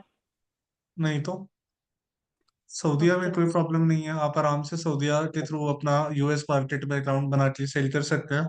और आपने तो मुझे बताया था आपकी कंपनी वगैरह आपने बनने दे भी दी है। जी जी जी, दे दी। तो वेबसाइट में ठीक है, कितना टाइम लगता है सर? वेबसाइट आमतौर पे 3-4 दिन में बन जाती है, वीकेंड ओके हटा तो के, सैटरडे संडे हटा के, क्योंकि सैटरडे संडे आपको पता है लोग ऑफ मना रहे होते हैं। ओके सर, बताइए फिर, थैंक यू। ठीक है जी। मशहूद भाई आप बताइए। जी अस्सलाम वालेकुम। सर वालेकुम मेरा अस्सलाम जी। क्वेश्चन यहाँ पे रिगार्डिंग वैट है। आपने 2-3 दफ़ा मेंशन किया है कि 20% पे बनवा लें। मेरा ख्याल है कि आप शायद उस वैट की बात कर रहे हैं जो जो कि कह लें कि जो 19%, 20% जो नॉर्मली हर प्रोडक्ट के ऊपर लगता है। नहीं, ये ये ये यूके मार्केट की बात हो रही है, जर्मनी में फिक्स रेट है 20। जर्मनी में तो 19% है या 7% है? चलिए 19, ये फिर आप अकाउंटेंट से सिर्फ रीकन्फर्म कर लीजिए। अभी जो मैं बात कर रहा था वो मैं यूके के हवाले से बात कर रहा था। ठीक है, ठीक है, क्योंकि जर्मनी में तो मैं अभी टैक्स रिटर्न किए हैं मैंने, तो वो तो 19% और 7% का है। 20 वाला तो यहाँ पे कोई नहीं है, तो ठीक है, उसका आप कंफ्यूजन अपने हो रही है। अकाउंटेंट से ना सिर्फ ये पूछ लीजिएगा कि अगर आप 7% पे रजिस्टर होते हैं तो उस पे क्या इम्प्लीकेशंस हैं, 19% पे होते हैं तो क्या इम्प्लीकेशंस हैं, परचेजिंग के पॉइंट ऑफ व्यू से भी, सेलिंग के पॉइंट ऑफ व्यू से भी, और वो आप मुझे बता दीजिएगा। तो मैं आपकी बात सुन के उसकी बेसिस पे आपको एडवाइस कर दूंगा कि आपके लिए कौन सा बेटर रेट बेहतर रहेगा। ठीक सर, वो ऑलरेडी मुझे इसका इलम है। 7% होता है खाने वाली चीज़ों पे, और ठीक है, जो चीज़ें आपने बेचनी है जो मतलब किचन से रिलेटेड है या कोई भी चीज़ जो खाने वाली नहीं है, वो 19% होता है। तो ये खाने वाली बेचने चीज़ पे है ना, खरीदारी पे तो नहीं है। खरीदारी पे वही टैक्स हमने लेना है और वही हमने आगे देना है। नहीं, खरीदारी हम के टाइम पे जो टैक्स आप फॉर एग्जांपल पे कर रहे हैं, क्या उसकी रीइंबर्समेंट होती है जैसे यूके हाँ, में होती है ट्वेंटी हाँ परसेंट जी वालों सर, की? होती है, बिल्कुल होती है। होती है, चलें फिर या ठीक है, फिर वो तो कोई वो प्रॉब्लम नहीं है। मंथली होती है। वो डिपेंड करता है कि आपकी मंथली सेल कितनी है। तो ठीक है, अगर आपकी एक लिमिट से सेल ऊपर हो तो फिर आपको मंथली करना पड़ता है। अदरवाइज 3 महीने बाद, 6 महीने बाद जो है ना, वो ठीक आपका है, जो क्योंकि टैक्स यूके में टैक्स तो का जो है। क्वार्टरली होता है ना, हम्म यहाँ पे सेल वाइज यूके है। वाली साइड। ठीक है, यहाँ पे मंथली भी है। तो ठीक है, इस पर या आप अपने अकाउंटेंट से भी एक एडवाइस ले लीजिएगा और उसकी बेसिस पे फिर आप अप्लाई करवा लीजिएगा। ठीक है। ठीक है, और कोई सवाल? ठीक। चलिए, thank you so much everybody. आपको भी थोड़ी देर में क्लास की स्लाइड्स और रिकॉर्डिंग और ये सारी चीजें मिल जाएंगी इंशाल्लाह। और इसके हवाले से कोई भी आपको मजीद कोई क्वेश्चंस वगैरह हो तो मंडे से आपका व्हाट्सएप ग्रुप ओपन होगा। मैं आप सबसे ये रिक्वेस्ट करता हूँ कि ज्यादा से ज्यादा ग्रुप में क्वेश्चनिंग किया करें, ताकि मेरी कोशिश यही होती है मैं आपको रिस्पॉन्स दूं। और वहाँ पे मकसद ये है कि कोई एक सवाल पूछे ना, तो अगर हम वहाँ पे आंसर दे रहे होते हैं तो अल्टीमेटली आप सबको फायदा होता है। और मैं बार बार रिक्वेस्ट कर रहा हूँ, जिन लोगों ने एज अ बिजनेस ओनर काम करना है, एक हफ्ता देखें गुजर गया, वक्त गुजरने का पता नहीं चलेगा। प्लीज प्रायोरिटी पे अपनी यूएस में या जहां पे भी आप कारोबार करना चाहते हैं अपनी एलएलसीज बनवाएं। मैं ये उन लोगों से कह रहा हूँ जो बिजनेस ओनर बनना चाहते हैं, जो सर्विस प्रोवाइडर बनना चाहते हैं, वो या वर्चुअल असिस्टेंट जिसे कहते हैं, वो उन्हें तो अगले हफ्ते से टास्क मिलना शुरू हो जाएंगे, सभी को मिलना शुरू हो जाएंगे। लेकिन ये वाला जो काम है ना, कंपनी फॉर्मेशन, वेबसाइट वगैरह, हर वो शख्स आप में से जो बिजनेस ओनर बनना चाहता है, प्लीज प्रायोरिटी पे इसको स्टार्ट करें, क्योंकि 40-45 डेज का वो प्रोसेस है।